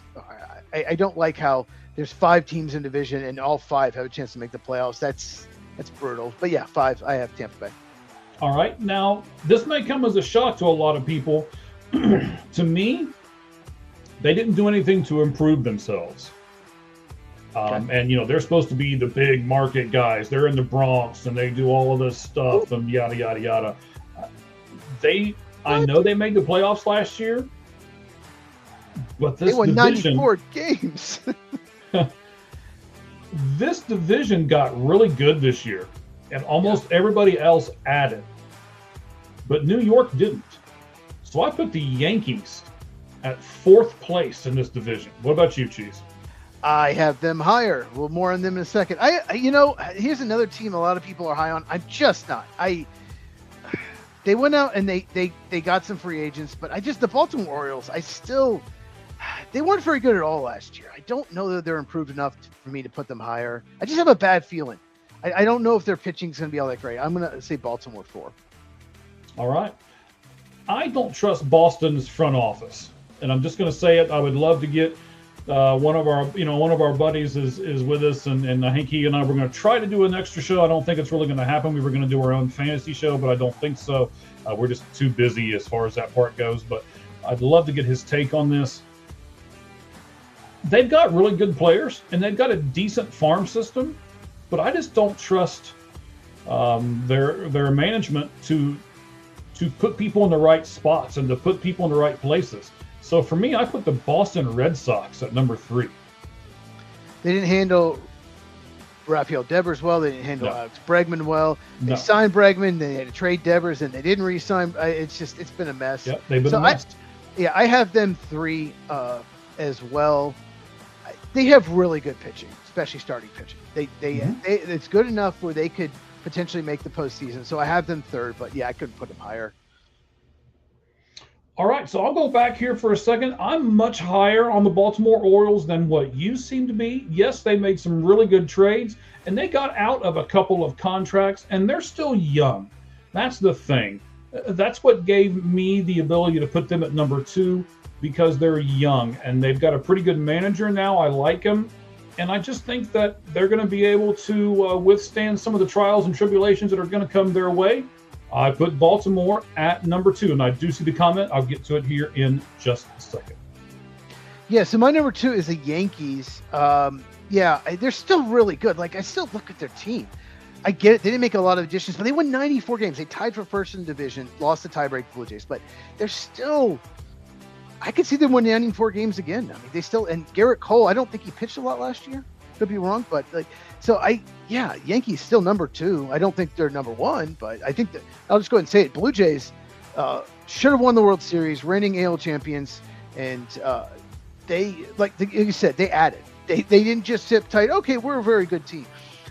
They added. They got the what's his name? Oh my God, I'm blanking. Pitcher from the Padres, Dylan Cease. They went after and got Dylan Cease. Like, rotation was already really good. We're going to improve it. We're going to go to Dylan Cease, who misses a ton of bats. So yeah, I think Blue Jays. I think you have Blue Jays number 1 also, right? Yes, I do. Yeah. I saw who they sent down.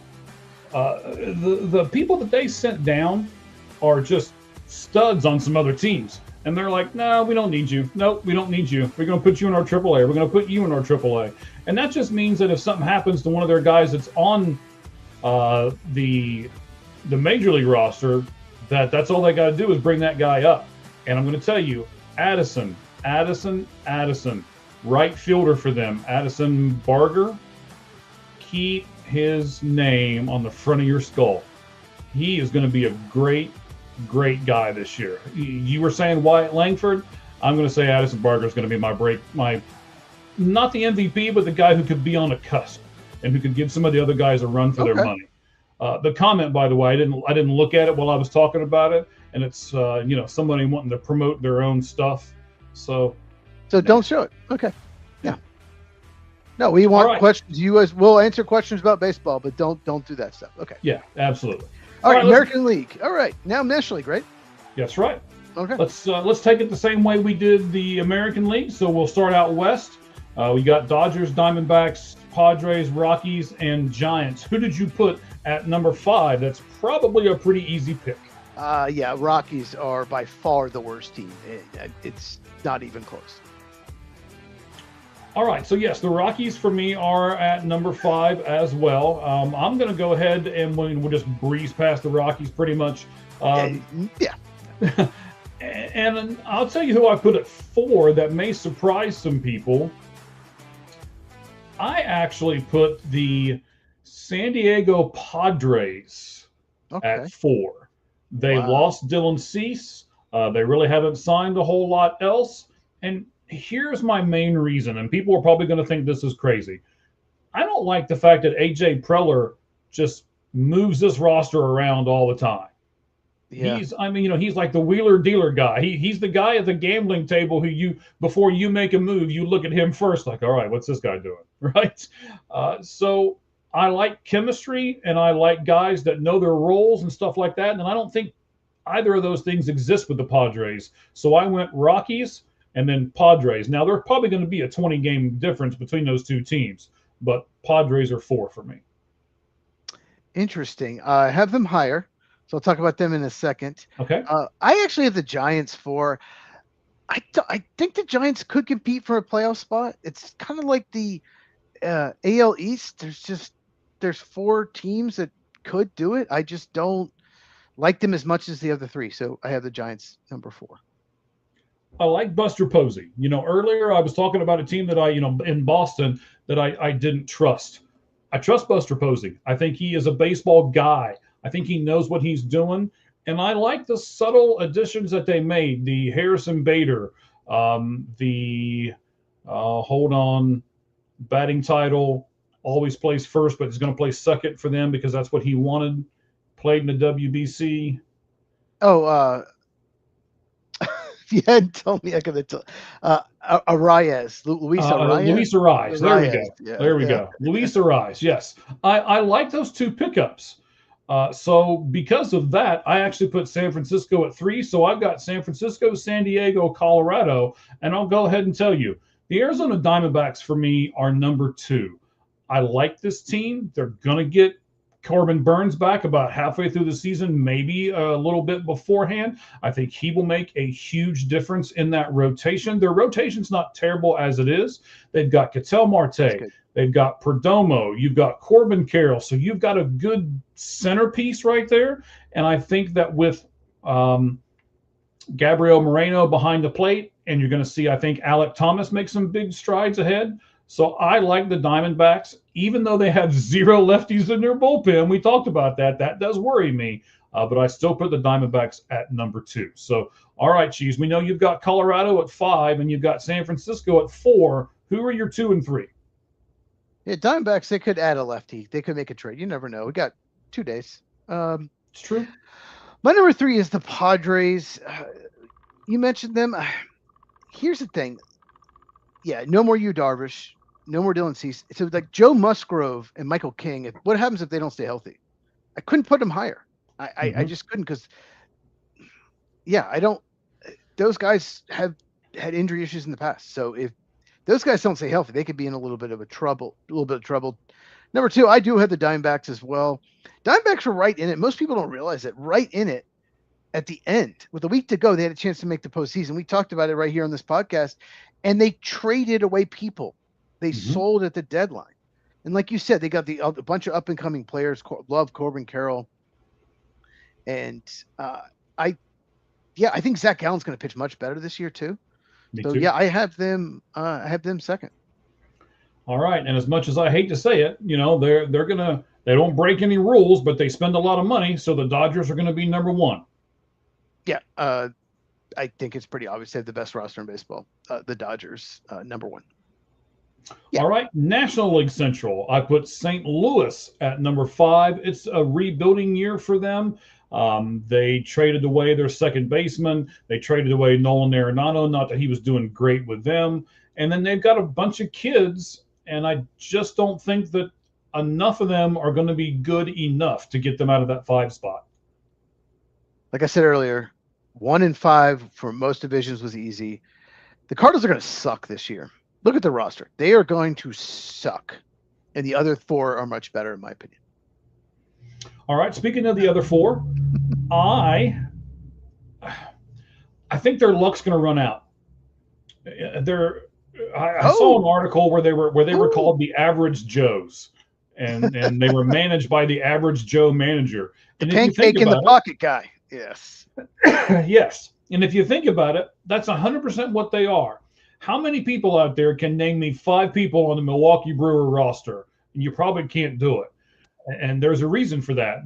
But they still seem to gel. They still seem to win. I just think now by trading Freddie Peralta and getting rid of Caleb Durbin, their third baseman, even though I do like Jet Williams, the guy they got in return, I just think their luck's going to run out. And I'm putting the Milwaukee Brewers above St. Louis at number 4. I couldn't put them low. Yeah, this was tough. Like I said, 2, 3, 4 is so tough on these divisions. I'm going to go Pirates at 4. I think the Pirates, just like the A's, I put them at 4. They're a year away. I think 2027, 28, it's going to be their year. I still don't love the lineup for Pittsburgh. The bullpen also scares me a little. So the Pirates, I love some of the young pitching. Paul Skeens amazing. They're going to win most of his starts probably. I just could not put them higher because they still have some flaws, but the future looks bright in Pittsburgh. I'm going to ask you this. This wasn't pre-planned, ladies and gentlemen. So, this is one of these spot questions that we just kind of come up with while we're doing the show. So you put Oakland in the same spot, you put Pittsburgh in the same spot. Who's going to have the better record, Oakland in the AL or Pittsburgh in the NL? I'll say Oakland. Oakland, Sacramento. I'll say the Athletics have a little bit better record. Okay. Like I said, I just think the Pirates. I'm looking at the roster when I was, doing research for this, and they have holes. They don't have enough good impact bats. They're going to have games where they lose. They're going to lose a lot of 2-1, 3-2 games, in my opinion. And they traded their closer at the deadline last year. I don't look. They just, the bullpen is nothing great. You can't just have starting pitching. Yeah, starting pitching is great, but like I said, you're going to lose a lot of 2-1, 3-2 games. So I think Pittsburgh, they're going to win more games than last year, but I think I just see them as like an 80 and 82 type team. Yeah, they're going to be in a lot of games, but I don't think they're going to win a lot of games. So they need to take another step. And let me tell you, Marcell Ozuna is not the guy to do it with. No, so, that was so bad. That was desperate. We need another bat. All the other ones we tried to sign Schwarber. We tried to sign all these other Pete Alonso. We're not going to Pittsburgh. It was a desperate move and way overpaid. All right, so St. Louis for me is at 5. Milwaukee is at 4. I'm going to put Pittsburgh at 3. We've already discussed them. I'll go ahead and move on. And this is probably where Cheese and I are going to disagree. I'm going to bank here. I need to go 3. I need to go 3. You need to go 3. Go 3, sir. I apologize. Yeah, we're going to disagree because I have your Cincinnati Reds as my number 3. The Reds are deep. They have a really deep roster. I don't love that Hunter Green is out for half the year. I don't either. I don't love that. The starting pitching, if you just look at the ERAs, it doesn't look great on paper, but I think it's a little better than that. But at the same time, God, Hunter Green, man, half the year. That's the thing. I love the lineup, I love the depth. They have 10 or 11 guys that could probably start for most everybody. So I couldn't put them higher than 3. So I have the Cincinnati Reds at 3. Okay. That's fine. So, like I said, Pittsburgh for me was at 3. We've talked about them a little bit, so we don't need to rehash them. I put Chicago at number 2, and I'll tell you why. I don't like their bullpen, and I don't like the back end of their starters, and I don't trust Justin Steele coming back from injury and being the Justin Steele of 2 years ago. So, because of those 3 things, that's where I put. Do I think they're going to make the playoffs? We'll talk about that in a little bit. But I can't put them in the division, and I still almost did it. And I think Chicago and Cincinnati are going to be the 2 teams that just battle and fight and battle all season long, and I can't wait to watch it because I think this is going to be one of the better rivalries in baseball this upcoming season. Wrigley and Great American Ballpark are going to rock with both these guys and both these teams. I can almost see a brawl or something happening to where we get some kind of epic thing and we talk about it before the season's over. So I'm here for it. I can't wait to watch it. The Reds and Cubs only fight over an umpire call. They only get brawls over that. I had to put the Brewers too. I could not. Somehow they trade away their best players every year, 1 or 2, and they won 97 games last year. They didn't win 89 when they won 97 games last year. Insane. So I just cannot put them lower 2. They're not going to drop off to like 82. I don't see that. Are they as good as last year? No, but I have them too. So I still think the Brewers are good enough to be second in the division. The Hunter Green thing was me. That's the 2-3 was tough. The Hunter Green half the year out. That was a tough one for me. No, I get it. I understand it. And as a Reds guy, I'm gonna now promote my team, right? And that's 100% what I'm doing right now. I'm not gonna lie about it. I think we have one of the better rookies at first base in South Stewart. Matt McLain is batting .541 in spring training with 7 home runs. I know it's spring training, but he's killing everybody else. Why isn't he over 600? Like, what's up with that? Yeah, what's up with that, right? He needs to be 600. Yeah. Ellie De La Cruz was hurt for the second half of last year and still put up really good numbers. He can put up better numbers this year. You got Ke'Bryan Hayes at third base. Not a great offensive guy, but one of the better defensive replacements if you bring him in at the end of the game. And he'll accompany Suarez, who is just going to smack balls all over the place out of Great American. You've got Friedel in center. You've got 2 balls over the place. Smacking balls. It's a family show. We better not go there. So I do still like their rotation, even though I have to give you a ton of credit with your Hunter Green comment from earlier. You're spot on. I wish we had Hunter Green. But you got Abbott, the all-star from last year. I don't know if you know this, but Nick Lodolo just got put on the IL for the beginning of the season. Oh, man, they're counting on him. Oh, man. What about Chase Burns? Is he healthy? Because Chase Burns is healthy. Chase Burns is nasty. Second overall pick. He's an X factor. If he steps it up, then maybe the Hunter Green injury isn't so bad. So their rotation is going to be Abbott, Singer. Then you're going to go Chase Burns, Lauder, and Brandon Williamson, who's coming back from surgery and looked really good in the spring as well. So I'm crossing my fingers for their rotation. They've got probably and honestly the best bullpen in this division. You've got Pagan at the back end. You got Santillan. You got Ashcraft. You got a bunch of guys. They picked up the hard throwing lefty from the Angels in the trade, Brock Burke. So you've got 2 lefties. Johnson from the Atlanta Braves is now with the Cincinnati Reds. That was a good pickup. He's good. Excuse me. So yes, Chris Johnson, yeah. we're going to look like the Royals 11 years ago. I still can't believe it's 11 years, man. To where we're going to try to win everything with our bullpen, and these young starters only have to go 5 quality innings, and the bullpen can pick them up. So I think that's a recipe for wins. And it's just the opposite recipe of your Cubs. Your Cubs have a better starting staff, can go a little further, but I don't know about their bullpen. So I'm going to go ahead. No, go ahead.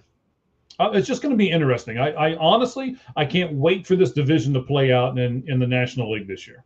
So I'm going to completely disagree with you on the Cubs bullpen. I think that's a strength for them. I think it's going to be really, really good bullpen. I think it's deep, and they have 2 very good lefties. I love Phil Maton. I love Hunter Harvey as a 7th, 8th inning guys. Daniel Palencia has looked great in the World Baseball Classic. If he holds up as the closer, then I think it's going to be one of the better bullpens in baseball. Starting rotation is very deep. The fact that Javier Assad was sent down to AAA, it tells you, Jameson Taillon worries me. He was one of their best starters down the stretch last year, pitched really well in postseason. He has been terrible. And his fastball's 2 mile an hour down.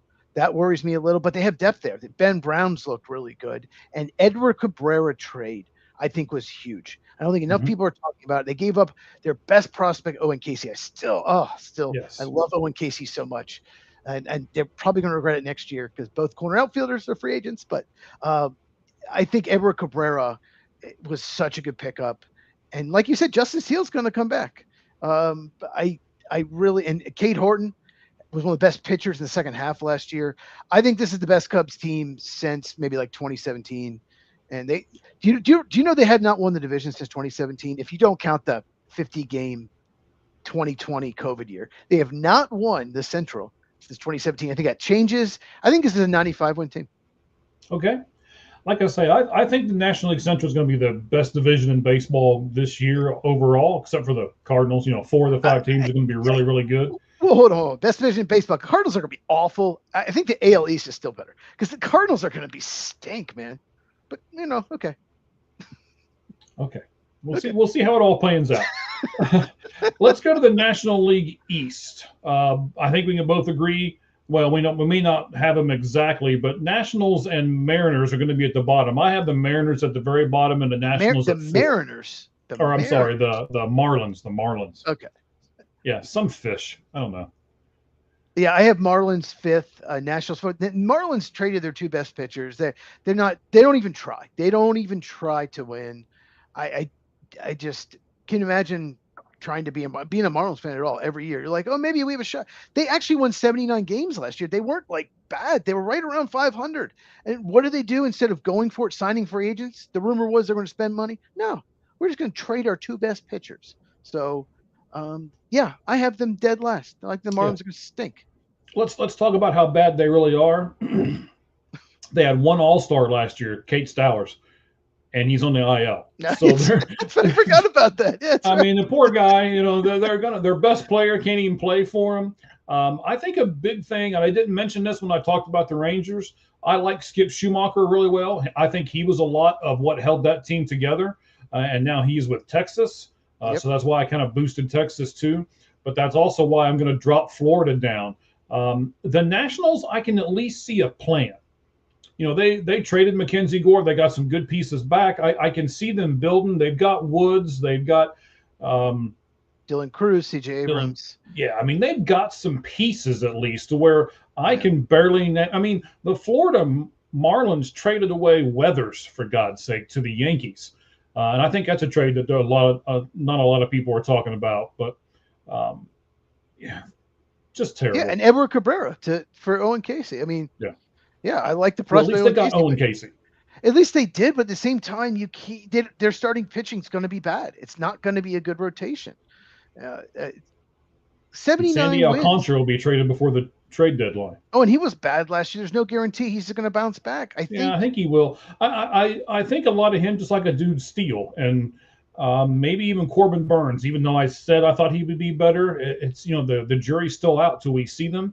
When Steele comes back, how good is he going to be? When Corbin Burns comes back, how good is he going to be? Sandy Alcantara wasn't great, but I think this year he'll be much better. and he'll be a commodity that they can get a ton of stuff for. And I think he'll be traded before the trade deadline. I But think I think go they ahead. shopped him last year, but he had a down year. They weren't getting good offers. So they just like, we'll keep him and then try to get something better. Yeah. Yeah. Yeah, The you're right. Nationals. Yeah. I have the Nationals for, yeah, we just talked about them. So yeah, Marlins Nationals. I think there's a big drop off from them. Absolutely. Here's the interesting part though. Where is 1, 2, and 3? Who do you have at third? The Atlanta Braves, they don't have all their pitching is going to be hurt. It's either hurt. Even Spencer Strider hurt as oblique. Joey Wentz was with the fifth starter. He's out for the year. Schwellenbach is hurt. Waldrop is hurt. They're two young pitchers. They literally claimed a guy off waivers from the Yankees who they claimed earlier in the offseason and let him go.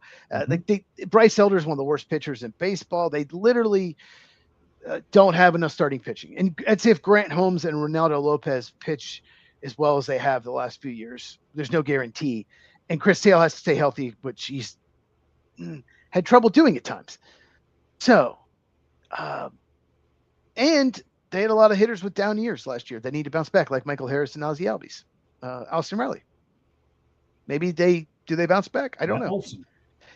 I think there's no team in baseball that has a wider range of wins and losses. I mean, they could win 94 games and they could win 71. There's no wider range Atlanta Braves. I don't know how Walt Weiss is going to do as manager. I have no idea what's going to happen with the Braves. I'm very worried. So there's no way I could put them up there with the other two teams.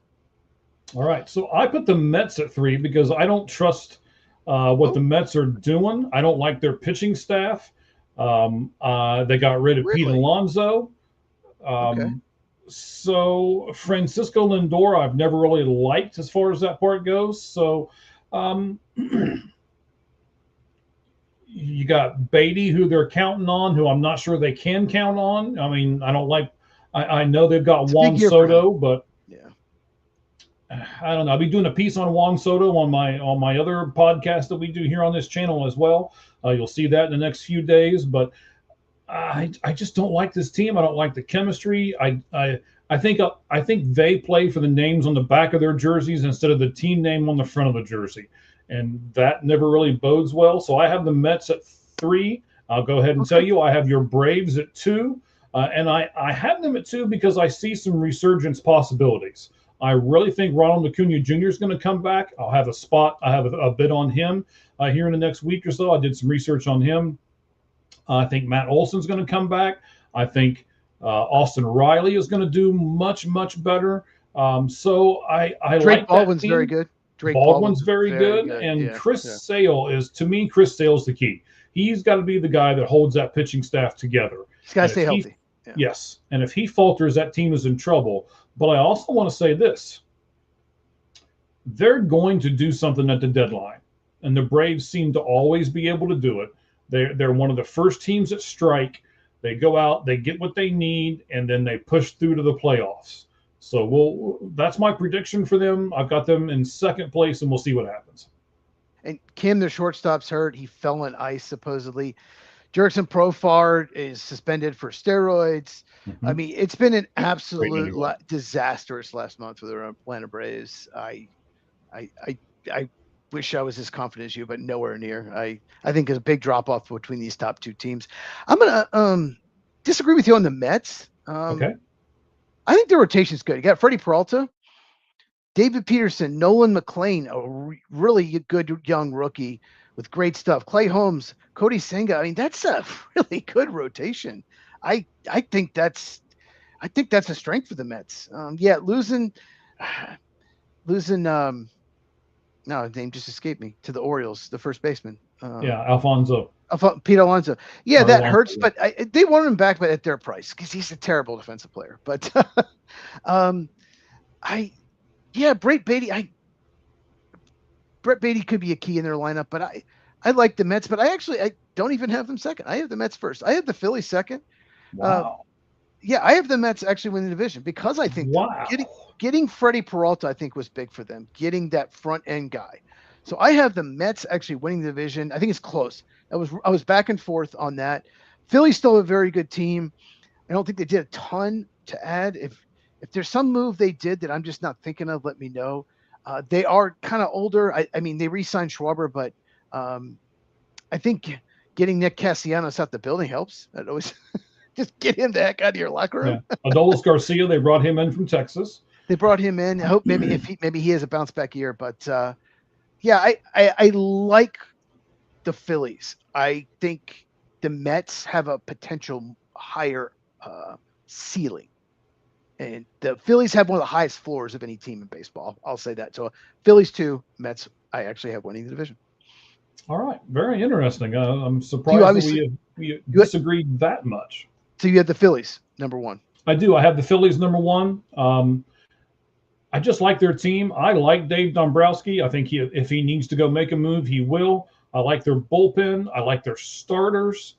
There is a couple of things that I don't like about them, but they're kind of,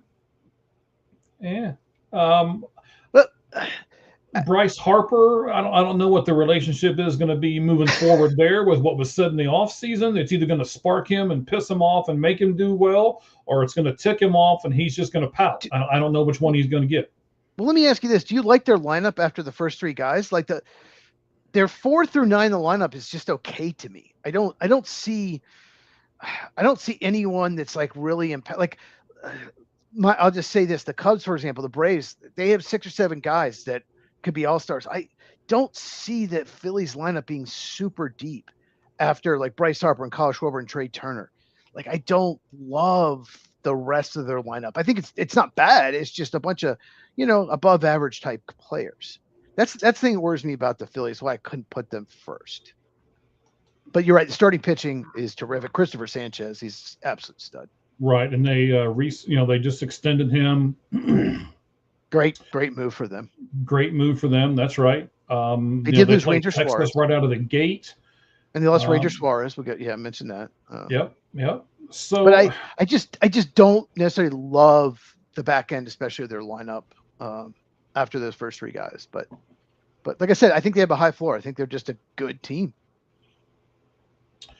I mean, I'm looking at their lineup right at the moment. I mean, you still got JT Realmuto, you still got Alec Bohm, you still got Bryson Stott, who I was told they were shopping. You've still got Trey Turner, of course, at shortstop. But I mean, Alec Bohm, JT Realmuto, like league average now. Alec Bohm above average. Like those guys they're not going to scare you. Bryson Stott, Adolis Garcia, Brandon Marsh, Justin Crawford, guys like none of them are just. I don't see any of them being all-stars. I think they have 3 really, really good bats, and then everyone's just kind of okay. Yeah, I'll give you stars and not superstars. I'll give you that. Yeah. So okay, that's why I have them second. All right. Interesting. Oh, okay. We're done. Yeah, we're done with division. Oh, yeah, now we get to pick awards. Now we get to do some predictions here. Ooh. AL team that made the playoffs last year that has the best chance of missing the playoffs this year. Cheese, I'll let you go first. I'm going to use the correct name. I'm going to go Cleveland Indians. Guardians. Cleveland, like I said, I keep waiting for them to make a move. They were good last year. They didn't. I think they were 1 and done in the postseason.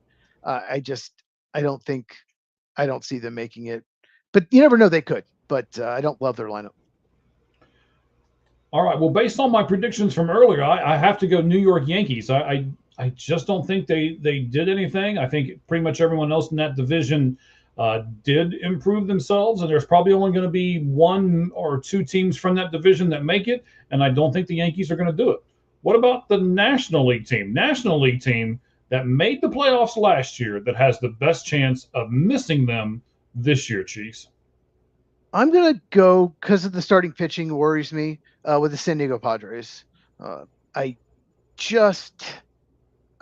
could see them making it. They have a good team. They have a good lineup, but no Yu Darvish. They lost Dylan Cease, so I'm gonna say San Diego misses it. Yeah, I'm going to be right there with you, and I'm going to say it for a lot of the same reasons. They've lost pieces that you've already talked about, and you got a team with Manny Machado and Fernando Tatis Jr. and all of these people that have got to get really big helmets for to put on their heads when they go up to bat. So um, I just don't like this team. I don't like how it's built, and I think it's their year to falter. Yeah, I could absolutely see that happen. Like I said, they still have a very talented team, so they could make the playoffs. But yeah, they're one of those teams that, they have a pretty high ceiling, but they have a low floor. They're kind of the opposite of the Phillies in that way. All right. So now we're going to move on to the teams that missed the playoffs last year that has the best chance of making it this year. So let's start with the AL. You started last time. I'll take this one. AL team that missed the playoffs last year that has the best chance of making it this year. I'm much higher on this team than you are. The Baltimore Orioles. I think they have a good mix of veteran guys that they got, and they have a good mix of young guys. You got a brand new manager in there, and I like the way this team's built from top to bottom, with the exception of their starting pitching. I'm going to go with Kansas City Royals. We talked about earlier. Bobby Witt Jr. is just one of the best players in baseball. Like their starting pitching, I think people are sleeping on them. So I do think I think they're a wild card team, second behind the Tigers. So I got the Kansas City Royals. Okay, and that's a good pick. I like that pick as well. National League team that missed the playoffs last year that has the best chance of making it this year, despite the fact that they don't have a lefty in their bullpen, and we're probably going to talk about that a lot this year. I can't wait to see how that unfolds, but I'm going to put the Arizona Diamondbacks in there. Again, I'm not sure. We know the Rockies are bad. I think the Padres are going to falter. That means really the only other team they really have to jump are the San Francisco Giants, and I think they have a pretty good chance of doing that. So I'll put the Dodgers 1 in that division, and then the Arizona Diamondbacks 2nd and making the playoffs. I'm going to go with the New York Mets. I have them winning the division, so obviously I'm making the playoffs. They just missed it last year. They did collapse, but like I said, I think they're going to be better this year. I like the Peralta moves. So yeah, give me New York Mets to make the playoffs. Okay. Let's see. American League division winners and then American League wildcard teams. So, Cheese, who are your 3 division winners in the American League? Yeah, we'll recap. Yeah. And then we'll give, okay. Yeah. So I have Mariners, Tigers, Yankees. No, excuse me. Mariners, Tigers, Blue Jays. What did I say? Yeah. Mariners, Tigers, Blue Jays. Yeah, we each have the same division winners. So I have Seattle, Detroit, Toronto as well. What about the wild card teams? I think this is where we're going to differ a little bit. Yeah, definitely. I have Astros, Royals, and Yankees. I know you don't have the Astros or Yankees, so yeah. So I have Mariners, Tigers, correct. Blue Jays, Astros, Royals, Yankees as my 6 American League playoff teams. Okay, so we'll just do all 6 here. My 6 would be the division is Seattle, Detroit, Toronto, same as you. But my wild card teams, we have Kansas City in there, but I have Baltimore and Texas. Okay, Rangers. Okay. Yeah, it'll be interesting to see who all plays out here, and we'll revisit this later on, guys, when it gets closer to the playoffs and we can make fun of each other. So that's the AL division winners and the AL wild card. I'll definitely say it. Yeah, I'm sure you will, sir. And then let's go National League division winners and National League wild cards. Who's your division winners, Cheese? The Dodgers, Cubs, and Mets. I think Dodgers the only one we agree on. So Dodgers, Cubs, and Mets are the division winners. My wildcard teams are the Phillies, Brewers, and Reds. So 5 of the same 6 teams as last year. The one difference is I have the Mets in and the Padres out. So pretty close to last year. All right. See, mine is no. We're not even close here. So I've got Philly, Cincinnati, and LA as far as division winners go. And the wild card teams would be Chicago, Arizona, and San Francisco.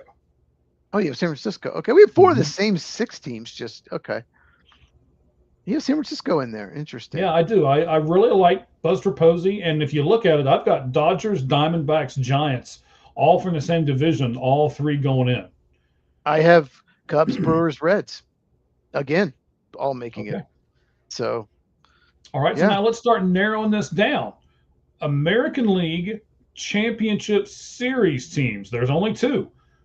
I have Seattle, Toronto. Who do you have coming out of the American League? I have one of those teams. I have the Mariners also, But I have the Tigers. So I have Mariners, Tigers in the ALCS. And All right. NLCS is next. I'll go first this time. Okay. NLCS, go ahead. I have the Dodgers and the Phillies as a wild card. I got to pick a wild card team, not a division winner. So I have Phillies, even though they didn't win the division, I have them as a wild card making it. So I have Dodgers and Phillies in the NLCS. That was the NLCS, I believe, 2 years ago. Yeah, so I've got a matchup of the initial round of the playoffs this past year as the National League Championship teams. I have Cincinnati and Los Angeles making it to represent the National League there. Yeah, you love these Reds. You love the Reds this year. I do. I think they're going to do it. I know. I'm crossing my fingers, and I've got my Homer cape on, but we're going to do it. Okay. How about the AL winner? Who's going to win the American League Division, Chiefs? I'll take the Mariners. I think they're just absolutely loaded. So I'll take Seattle Mariners as the AL winner. Okay, and I'm going to do the same thing. I think Seattle is going to win the AL. I know you're not going to pick my NL winner, so go ahead and tell me who your National League winner is going to be. I'm gonna take the Dodgers. I hate to do it. I don't want them like any team but they're just absolutely loaded. I just can't not pick them to win the NL. So I have Dodgers versus Mariners in the World Series. Who's your NL winner? So I've got Cincinnati. I may as well go all the way, right? So I have Seattle and Cincinnati in the World Series. The Dodgers in the 7-game series. Okay, yeah, it's possible. It's a 7-game series, all right. It's a 7-game series. Anything can happen in a 7-game series. That 3-game series didn't go well last year, but yeah. No, it did not. It didn't even go 3 games. In fact, I don't think the Reds scored a run in the first 2 games, so that's why they got beat really quick. But I will have to say, and I'm not trying to be like rubbing elbows or anything with anybody, but I was listening to Terry Francona a little bit on one of the spring training games, and he was talking to the reporters down on the field. I was able to get pretty close. And he said, I told them to remember what it felt like to pop champagne in Milwaukee when we got to the playoffs. But I told them to remember how terrible it felt 3 days later when we lost and were just kicked out of the playoffs. So hopefully he can get them to do that. There's no other professional sports teams that celebrates every little thing. We clinched the wild card, we clinched making playoffs, we clinched the division, we won this series. Like there's so much champagne. Like it's just like, okay, do we really have to celebrate everything? NFL teams don't do that. They're like, okay, cool, yeah, we won the wild card round, we go to the division round. Oh, we won the division round, we go, Yeah, but don't you think it's 162 games. Your NFL guys play 17. True. It's just I just the celebration, the champagne, all that. It's just like every single time somebody. Yeah, I will give you it's a little over the top. A little over the top, and they're like, and then they're given like Mick Ultra or Budweiser, and they have to stand there in the camera holding it. And it's just like no one drinks that because it tastes like shit. No one drinks that. With the goggles on and everything else, right? Yes. Yeah. All right, so I have Seattle, Cincinnati in the World Series with Seattle winning. Cheese, who do you have in the World Series and who's winning? I have the Dodgers and the Mariners, and I'm picking the Dodgers. I can't not pick the Dodgers. They're the best team in baseball. I hate it. But they're going to win. You know it. There's like a 50% chance right now they're going to win the World Series. I'm counting these 50%. So I'm predicting the Dodgers win the World Series. Okay. Let's go with individual awards. You happy about that? Let's go with individual awards. Rookie of the Year in the AL. You wanted me to put 3. I'm not sure about all 3 of these guys, but I went ahead and did 3. Who are your 3 guys? Yeah, so the reason I want to do 3 is I don't think I've ever seen a better rookie class than this year. It's true. Especially in the National League. There's 7 or 8 guys that could have probably won it last year. It was weak last year. It's just it's insane. So that's why I want to do top 3. So my number 3 for American League is Trey Savage of the Blue Jays. I think he's a little hurt right now, but he was so good in the postseason did go on the last IL year. Today. He did. Okay. Yeah. But even so, I had to put him in the top 3 because he's got great stuff. But pitchers typically don't win it. The voters for that award, for whatever reason, typically favor hitters. So I couldn't put him higher, but I have him 3. All right. So my third is you need to help me here. Samuel Is it Basello, Basallo? sure. Yeah, For whichever the one it is. Baltimore Orioles, yeah. Baltimore Orioles guy. Yep, I have him as third, and then your guy Trey Savage, I put him at 2. So Okay. we'll see who's your 2, and then we'll do 1. Carter Jensen of the Royals. I have him number 2. Oh, I think he's just an absolute beast, and what a third round pick. You have a third round pick that ends up could be rookie of the year. Just Royals, just they draft really well. they do. My number 1 Mm-hmm. is Kevin McGonigal, the Detroit Tigers, who just made the team. I think he is incredible and one of the best prospects in baseball. And I think I think he's going to win it. It's one of those things that it might not even be close. It's funny because my number 1 is not on your list, and your number 1 is not on my list. Oh, okay. So I believe in a guy really hard, and I think because he plays for a lesser team, it's going to make his stats shine even more as long as he stays healthy. He plays for the Cleveland Guardians. His name's Chase DeLauter. Okay. I like Chase really well. I watched him just absolutely obliviate a ball 2 nights ago in Chase Field.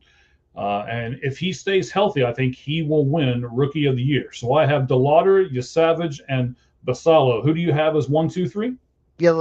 Yeah.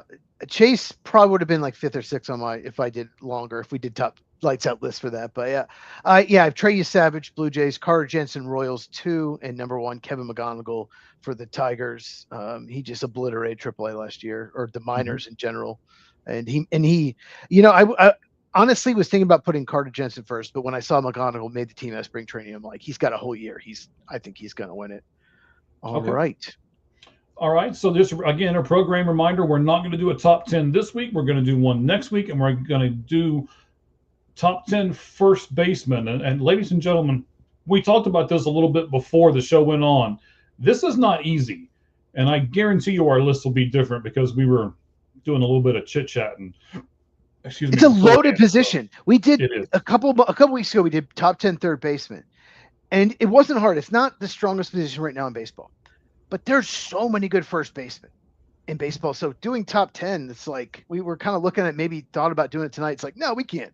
We need more time. This is a lot of research needed. So we will do it for next week. Top 10 first baseman. Okay, so we're going to do Rookie of the Year in the NL. So here's the thing. I wrote down 9 names originally. So the NL is loaded. And I'll just say this. 2 guys that I just think have a great chance I didn't even put. I'll say them at the end. I'll save it at the end because I want to surprise you. My number 3, I got to say him. Owen Casey of the Miami Marlins. He was traded for Edward Cabrera from the Cubs. I love Casey. The reason why I think the Cubs included him in the trade, were willing to trade, is he's got a high strikeout rate. He misses, he strikes out too much, but he hits it to all fields. He's got a lot of raw power. He's a good arm. He can play left field. He can play right field. He's got a good arm. He's at least average defensively. Maybe he can get to above average. He's a gap to gap guy. I just love the way he plays, love his energy. And he might hit cleanup in that Miami lineup. He might have a lot of opportunities to pad his stats. So number 3, Owen Casey. So let me ask you this, Cheese. Do you think they chose Pete Crow Armstrong over Owen Casey? Because you can't have 2 guys that strike out like 25% of the time in your lineup and in the outfield, right? I don't think that was the factor. They don't have, you can have 3 or 4 guys like that, and they don't have many at all. Honestly, after PCA, it's the Cubs' philosophy. PCA is different because of his stolen bases, because of his raw power, because of his defense, elite defense. Yes. So, but they like guys that put the ball in play. That is what Jed Hoyer likes. Mm-hmm. He likes guys that strike out, but less than 20% of the time. Almost everyone in the lineup, you look at the Cubs lineup, has a low strikeout rate except for PCA. That's just what he likes. And Moises Ballesteros, who they probably could have traded in that trade but kept, has strikes out like 10%, maybe 12% less than Owen Casey, even though Owen Casey has more versatility defensively. Mm-hmm. Ballesteros just once just missed this list, by the way. I couldn't put him on here. I wanted to. Because he's a DH also, doesn't really have a position. That's another reason he's not top 3. But I think the Cubs just prefer guys that just put the ball in play and not strike out. I think that's the reason they were willing to move him. All right, so I'm going to go with my philosophy from earlier of, if Chase Lauder's on not a great team, and I think he's going to shine. This guy's not on a great team either, and I think not only will his offensive stats shine, but I think his defense will really put him apart. So I put him at number 3. Remember the name, J.J. Weatherholt from the St. Louis Cardinals. He's one of those guys that I remember when he was drafted by the Cardinals, and he was projected to go top 5, fell to 7 for whatever reason. College bats don't usually fall, and the Cardinals are like, okay, we'll take him. No one else wants to take him. We'll take him. He can absolutely hit. He is one of those guys that get win batting titles. I'll just say that. My number 2 is Connor Griffin of the Pittsburgh Pirates. Now, he is not with the team. No. If he had made the team out of spring training, I would put him number 1. He's the best prospect in baseball. Consensus. I don't think I've seen a list where he's not number 1 prospect in baseball. He can hit, he can field, he can hit for power, he can hit for average. There's a very good chance the best player in baseball, best hitter in 3 or 4 years is Connor Griffin of the Pirates. I just don't know when they're going to call him up, so I couldn't put him first. So I have him number 2. I had to put a pitcher in here. I'm not as high on Nolan McLean as what you are. I watched him in the World Baseball Classic. I think he's probably more of a bullpen piece right at the moment than he is a starter. I know you're not going to agree with that, but if you look at 2 of the 3 games in the World Baseball Classic, he pitched 3 really great innings, and then the wheels just kind of fell off. So I would personally put him in the bullpen, but I know the Mets are not. Yeah, second time through. I'll say this. He struggled he was amazing down the stretch, and he has great stuff. We saw that in that one. We did see that. He has great I honestly didn't put him in my top 3. Like I said, I had wrote down 9 National League guys. I love his future. So I get, like, you act like I like him more than you. I didn't even put him in the top 3 here. So okay, fine. Be that way. I haven't seen your list. So no, he would have been. I mean, I like I said, I wrote down 9 names for National League, and I hated not putting Moises Ballesteros, but he's probably a DH only. He might catch a little bit for the Cubs. I hated not putting Sal Stewart of the Reds. I just wonder if the Reds are going to. I wonder if they're gonna Spencer Steer, and they have all these guys. They're gonna, like, he's not gonna get enough starts. So I Sal Stewart I put 4th, for example. The cheese mute button. Where is it again? So I couldn't. I had Sal Stewart 4th. I couldn't do it. My number 1, you actually just mentioned him. I'm gonna go J.J. Weatherholt of the St. Louis Cardinals. And the reason I'm going to go him is he's going to play every day. He made the team out of spring training. He might hit in the middle of the order. He might hit 2nd, 3rd, or 4th. He's going to get his at bats, and he's got some pop, but he can hit for average. I think he's going to hit. And I just, I love JJ Weatherholt as a prospect and an absolute home run pick for the Cardinals. So I just went with, I went with kind of the safest guy that's going to get the at bats and has a chance to, pad his stats, just like Owen Casey hit in the middle lineup. Well, I can't believe you said you're going with a guy who is going to get the at-bats, and you didn't put Sal Stewart on this list. Sal Stewart, sir, is going to get his at-bats, trust me. And well, you heard what I said. They have so many guys, he might sit out some. I'm just saying, I don't know how they're going to use him. Yeah, it's okay. So I'll give you. They do have, Lowe just made the roster of first baseman. You got Suarez. Steer, first baseman. Sal Stewart, first base, third. Steer can play outfield. Steer can play second. Sal Stewart actually played second base some in spring training this year. So he can play third too if he needs to. He can. So I think it's going to be one of those lineups that's, we're going to throw.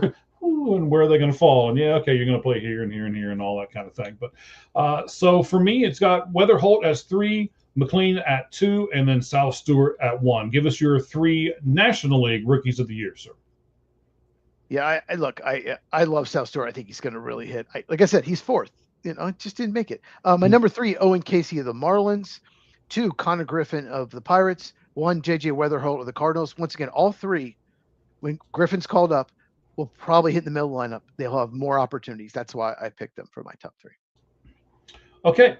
So we got a few more of these individual awards left. We're going to do a Manager of the Year, the Platinum Glove, the Cy Young, and then we'll save MVP for last. So right now, Manager of the Year in the American League. Cheese, who's your pick? Matt Quatraro. God, I hope I said that right. Matt Quatraro of the Kansas City Royals is my Manager of the Year. Like I said, I think they're going to make the postseason.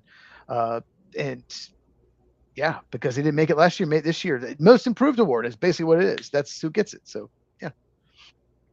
All right. I like that pick. I think they're a good team, and I do think they're going to make the postseason just like you do. I have the guy from the Texas Rangers coming over, first-year guy. Skip Schumacher is going to be the American League Manager of the Year when the Texas Rangers also make the playoffs. Okay. Good pick. I like that. National League. So this is tough. Come on. You know you want to. Come on. Oh, no. I'm not picking who you're picking. I know who you're picking now. Come on. You know you want to. You picked Walt Weiss, didn't you? I did. No, you didn't. I'm going to go Pat Murphy. He's won 2 years in a row. He's going to three-peat of the Brewers. They're somehow going to make the postseason again. Pancake in his pocket. He pulls it out during interviews, eats a pancake in his pocket. Pat Murphy somehow is going to win 3 manager year in a row awards because every year they trade away players and they just always seem to be good, and they're going to be good again somehow. So Pat Murphy. All right. So we're going to go this route. All right. So I'm going to go Terry Francona. I think I think the Reds are going to make the playoffs. I think they're going to do better than what you think they're going to do. And because of all that, Terry Francona is going to be the National League Manager of the Year. Let's go Platinum Glove winners. Go ahead and take the AL, sir. Who is your Platinum Glove winner in the American League? I mean, I have the Reds in the playoffs, so it's not like, Okay. So I'm going to go probably a little different than where you're going. Okay. I think the most underrated defensive player in baseball might be, I'm going to try to say his name right. Ceddanne Rafaela of the Boston Red Sox. For the Red Sox. For the Red Sox center fielder. He's incredible. He's just, no one ever talks about him. Maybe because he doesn't have like the impact bat. I don't know. But it was between him and Bobby Witt Jr., but I'm going to go with Ceddanne Rafaela of the Boston Red Sox. He's incredible out there in center field. All right. I don't mind that pick whatsoever. In fact, I kind of like that pick, to be honest with you. But I'm going to go another superstar, a little more established, from the team that you have seemed to fall in love with here. I'm really surprised you didn't do this. I'm going Bobby Witt Jr. For the Platinum Glove winner in the AL. Premium position at shortstop, a guy who can make all of the plays and make most of them look pretty easy. Bobby Witt Jr., Kansas City Royals, Platinum Gold Glove winner in the American League. How about your National League guy? Who are you going to go with there? Yeah, Witt won it last year. I was trying to think of something different, and I get it. By the way, if you don't know what the Platinum Gold Glove winner is, it's the best Gold Glove winner, basically, is the best defensive player, regardless of position. And center field's a premium position, too. It is. And so I'm picking another center fielder. I'm going to go with Pete Crow Armstrong of the Chicago Cubs. I think Fernando Tatis Jr. winning it last year was an absolute joke. He's a very good right fielder, but compared just defensive runs saved, outs above average, come on. I don't know how that he won it. Like even Ke'Bryan Hayes should have won it. Like Nico Hoerner, all of them were better to me at their position than Fernando Tatis Jr. So yeah, this year, come on, Pete Crow Armstrong has to win it. Who you got? I'm going to do another Cub. I'm going to give it to Nico Hoerner. I think he's the best fielding second baseman, probably the best fielding infielder. Well, Bobby Witt Jr. Well, I'm going to say National League, right? Okay, well, Ke'Bryan Hayes. I was going to say, I'm thinking about Ke'Bryan Hayes here for a minute, but Nico Hoerner is at least top 3 in the entire infield. and I know this is just a defensive award, but we all know that it's also has to do with his bat too. And since Ke'Bryan Hayes hits like 219, and Nico Horner hits higher than that, I'm going to give it to Nico Horner. Yeah, I also consider Mason Wynn, shortstop of the Cardinals, is Me too. also outstanding. He was one that, yeah, I consider as well. All right, go ahead and take the last two, sir. Okay, Cy Young Award winner and MVP. That's all we have left. Right. AL Cy Young Award winner, I will go first. I'm going to go Tarik Skubal of the Tigers. What can I say? He's incredible. Won it last year. Unbelievable lefty. I mean, I don't need to say anymore. I think Tarik Skubal is going to win it again. He's just elite stuff. I'm going to take somebody different. I'm going to pick somebody who may not have the best strikeout to walk, but he's got a really good whip, and he's got a fantastic ERA, and he just doesn't let people. I'm sorry, Hunter Brown. No, of the Astros. No, you wouldn't pick an Astro. Sorry, I wouldn't pick an Astro. Stupid space cadets in Houston. Anyway, I'm going to go Seattle, and I'm going to go Brian. Woo! Wow. Okay, he's very good. He is very good. Hopefully, he'll get recognized a little more this year than he did last year. Wow, I kind of like that. I didn't really think about him, to be honest with you. Okay, National League. I'm going to go on a limb here and say Paul Skeens of the Pirates. Yeah, you went out on a really long limb. I went out on a limb. The best pitcher in baseball. I predicted will win the Cy Young. Yes, his stuff's incredible. He's generational talent. Paul Skeens, #1 overall pick by the Pirates. Is that who you picked? Yeah, it's who I picked. Okay. I would love to have picked Hunter, but he's not going to be there for the full season, so I couldn't do it. Paul Skeens is the guy. Okay. MVP time. I'll tell you what, you go first AL, I'll go first NL. Who is your AL MVP? All right, so my AL MVP, I am going to have a one of my seeing the whole fields, although I might rename the segment. I'm looking at it. We'll see. I'm going to have one of those on this guy in the next 5 to 7 days. I've already got most of it written. I don't think he gets enough credit for what he does, and I hope that in 2026, and the main reason why he's going to win, by the way, is because in a spring training game the other day, he autographed a really nice card for me, and I appreciate it. His name, third baseman for the Cleveland Guardians, Jose Ramirez. Yeah, you saw the picture of the card. Yes, you sent it. Yes. Mm-hmm. Yeah, no bias there. Yeah, I've heard he's just like a really great guy, and I love that he's signing autographs because he is just one of the best players in baseball. He's been for like a decade now. He's going to be a Hall of Famer, incredible player. I'm going to go. So, okay. I did want to pick Aaron Judge. Okay. Okay. So I'm going to go with the team. I don't want you to pick him either. He's a Yankee. Yeah. So I'm going to go with the player, the team I've talked up a lot. You mentioned you picked him for the Platinum Board. I'm going to go Bobby Witt Jr. Yeah. Shortstop Royals. I think he's going to multiple MVPs. As long as the Royals make the playoffs, he's going to be right there. I think he's going to have a monster season. And even though I didn't pick him for Platinum Award, I could absolutely see him winning MVP. So that's my pick. National League, I'm going to go on a limb, just like I did with Cy Young, and go Shohei Ohtani of the Los Angeles Dodgers. Look, he pitches and hits. He's going to win. I hate that. I think it should be separate. I think you should take away the pitching and the hitting. But, the voters don't do that. But if he stays healthy, he's going to win it. I mean, it's just that's what's going to happen. And it's a shame. But, yeah, Shohei Ohtani. And judging by your reaction, you do not have Ohtani. No, because you should know this already, and most of our fans should know this already. I can't stand him. He's ruining baseball along with the team that he plays for. He likes to bet a pit, maybe. Well, yeah, him or someone close to him does. We don't really know, right? I'm gonna go Elly De La Cruz. Wow. Partially because do I want to win, and partially because that's one of the only people that I think can beat Shohei Ohtani.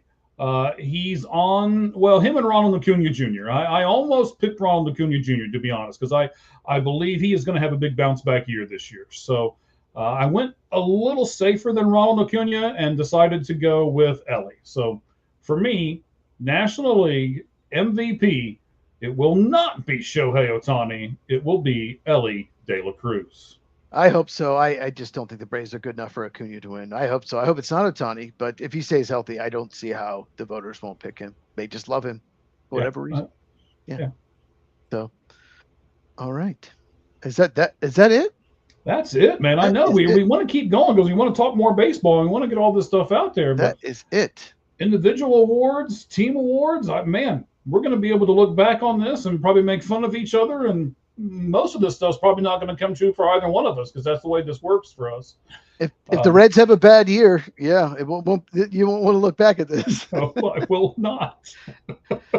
You went big on Reds, Orioles. I went big on Royals and Mets. I think that was the teams we probably differed on. Although I think you like the Royals though, but I do. I love the Royals. I did a lot of spring training stuff with them this year. I'll shout out Surprise Stadium. That's where they played their spring training games at, along with the Texas Rangers. They did a really good first responder discount, and I got tickets really nice, really cheap, and they really respect us. So I went to a lot of their games too. I went to the Reds games more, but definitely the second place I went was Surprise Stadium. I'll shout them out and give them a good thing for the 4 people who are still listening to this podcast. I mean, there's more than that. Yes, there's a lot more than that, actually. There is. There really is. I can see the numbers. There's a lot more than that. There's more than that just on my X. So yes, we've been leading X for the majority of the day, or the majority of the time we've been doing this. So we really appreciate each and every one of you. Cheese, hit us with your socials, buddy. Tell us where they can find you. At Football Cheese on X, football and then CHEEZ, and Football with Cheese on YouTube. I do at least 1 video a day during the week for the most part. Usually do about 5 videos a week. As we get closer to draft, I'll do probably 1 a day. So if you're a big draft fan, big NFL fan, make sure you subscribe at Football with Cheese. All right. What do you got coming, buddy? What's in the pike for you?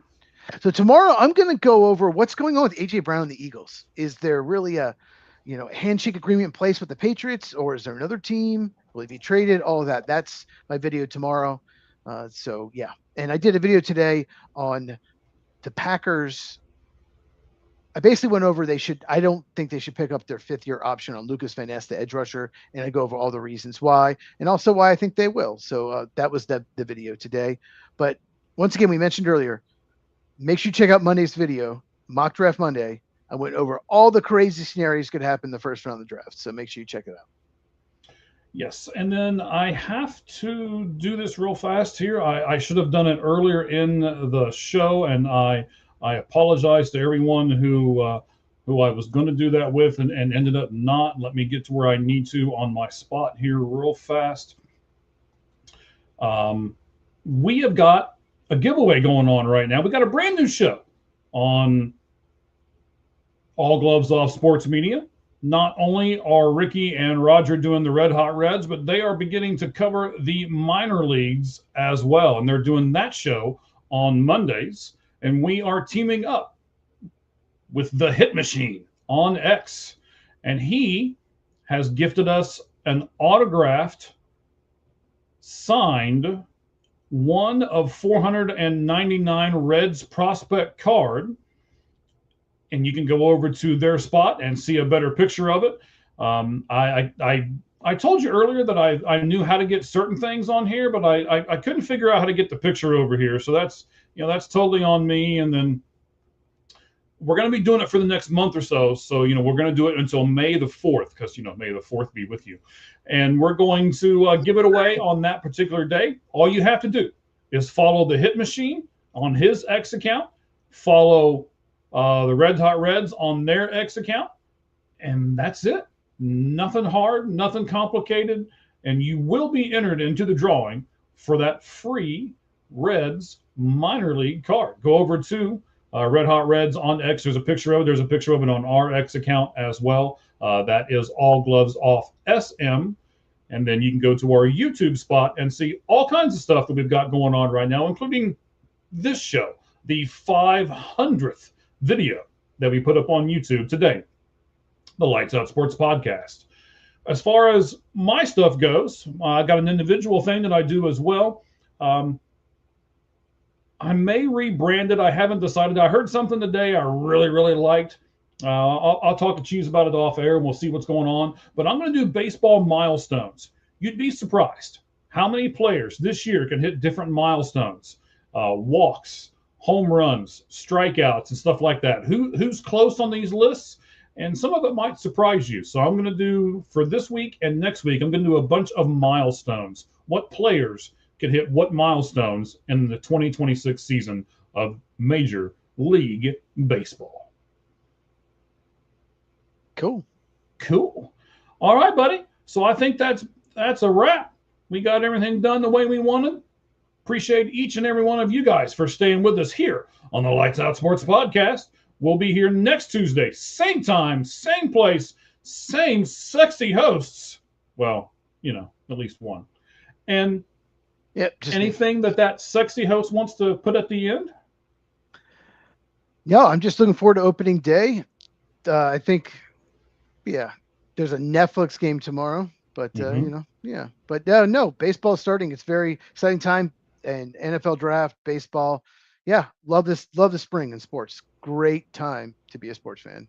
And right, we will have a big NFL draft special in about 3 weeks or so. So be watching for that. We'll give exact dates soon. 29 days till the NFL draft. Yes. It'll be the longest 29 days of the year for me, at least. All right, buddy. Sounds good. Hey, thank you for coming on with us. And thank each and every one of you for joining us right here on the Red Hot Reds. Nope, the Lights Out Sports Podcast. Red Hot Reds. Oh, Red Hot Reds. What? All the baseball's on fire in the background. And I'm just, I'm warming up to it. I'm putting my hands up here. Ooh, okay. Well, I'm not cold in Arizona. We all know that. But. Nope. No, sir. All right, guys. Thank you all very much. Appreciate you. And as always, the thing we end every one of these podcasts with, the only thing that's fair in life is a baseball hit between the third and first base lines. Good evening, everyone.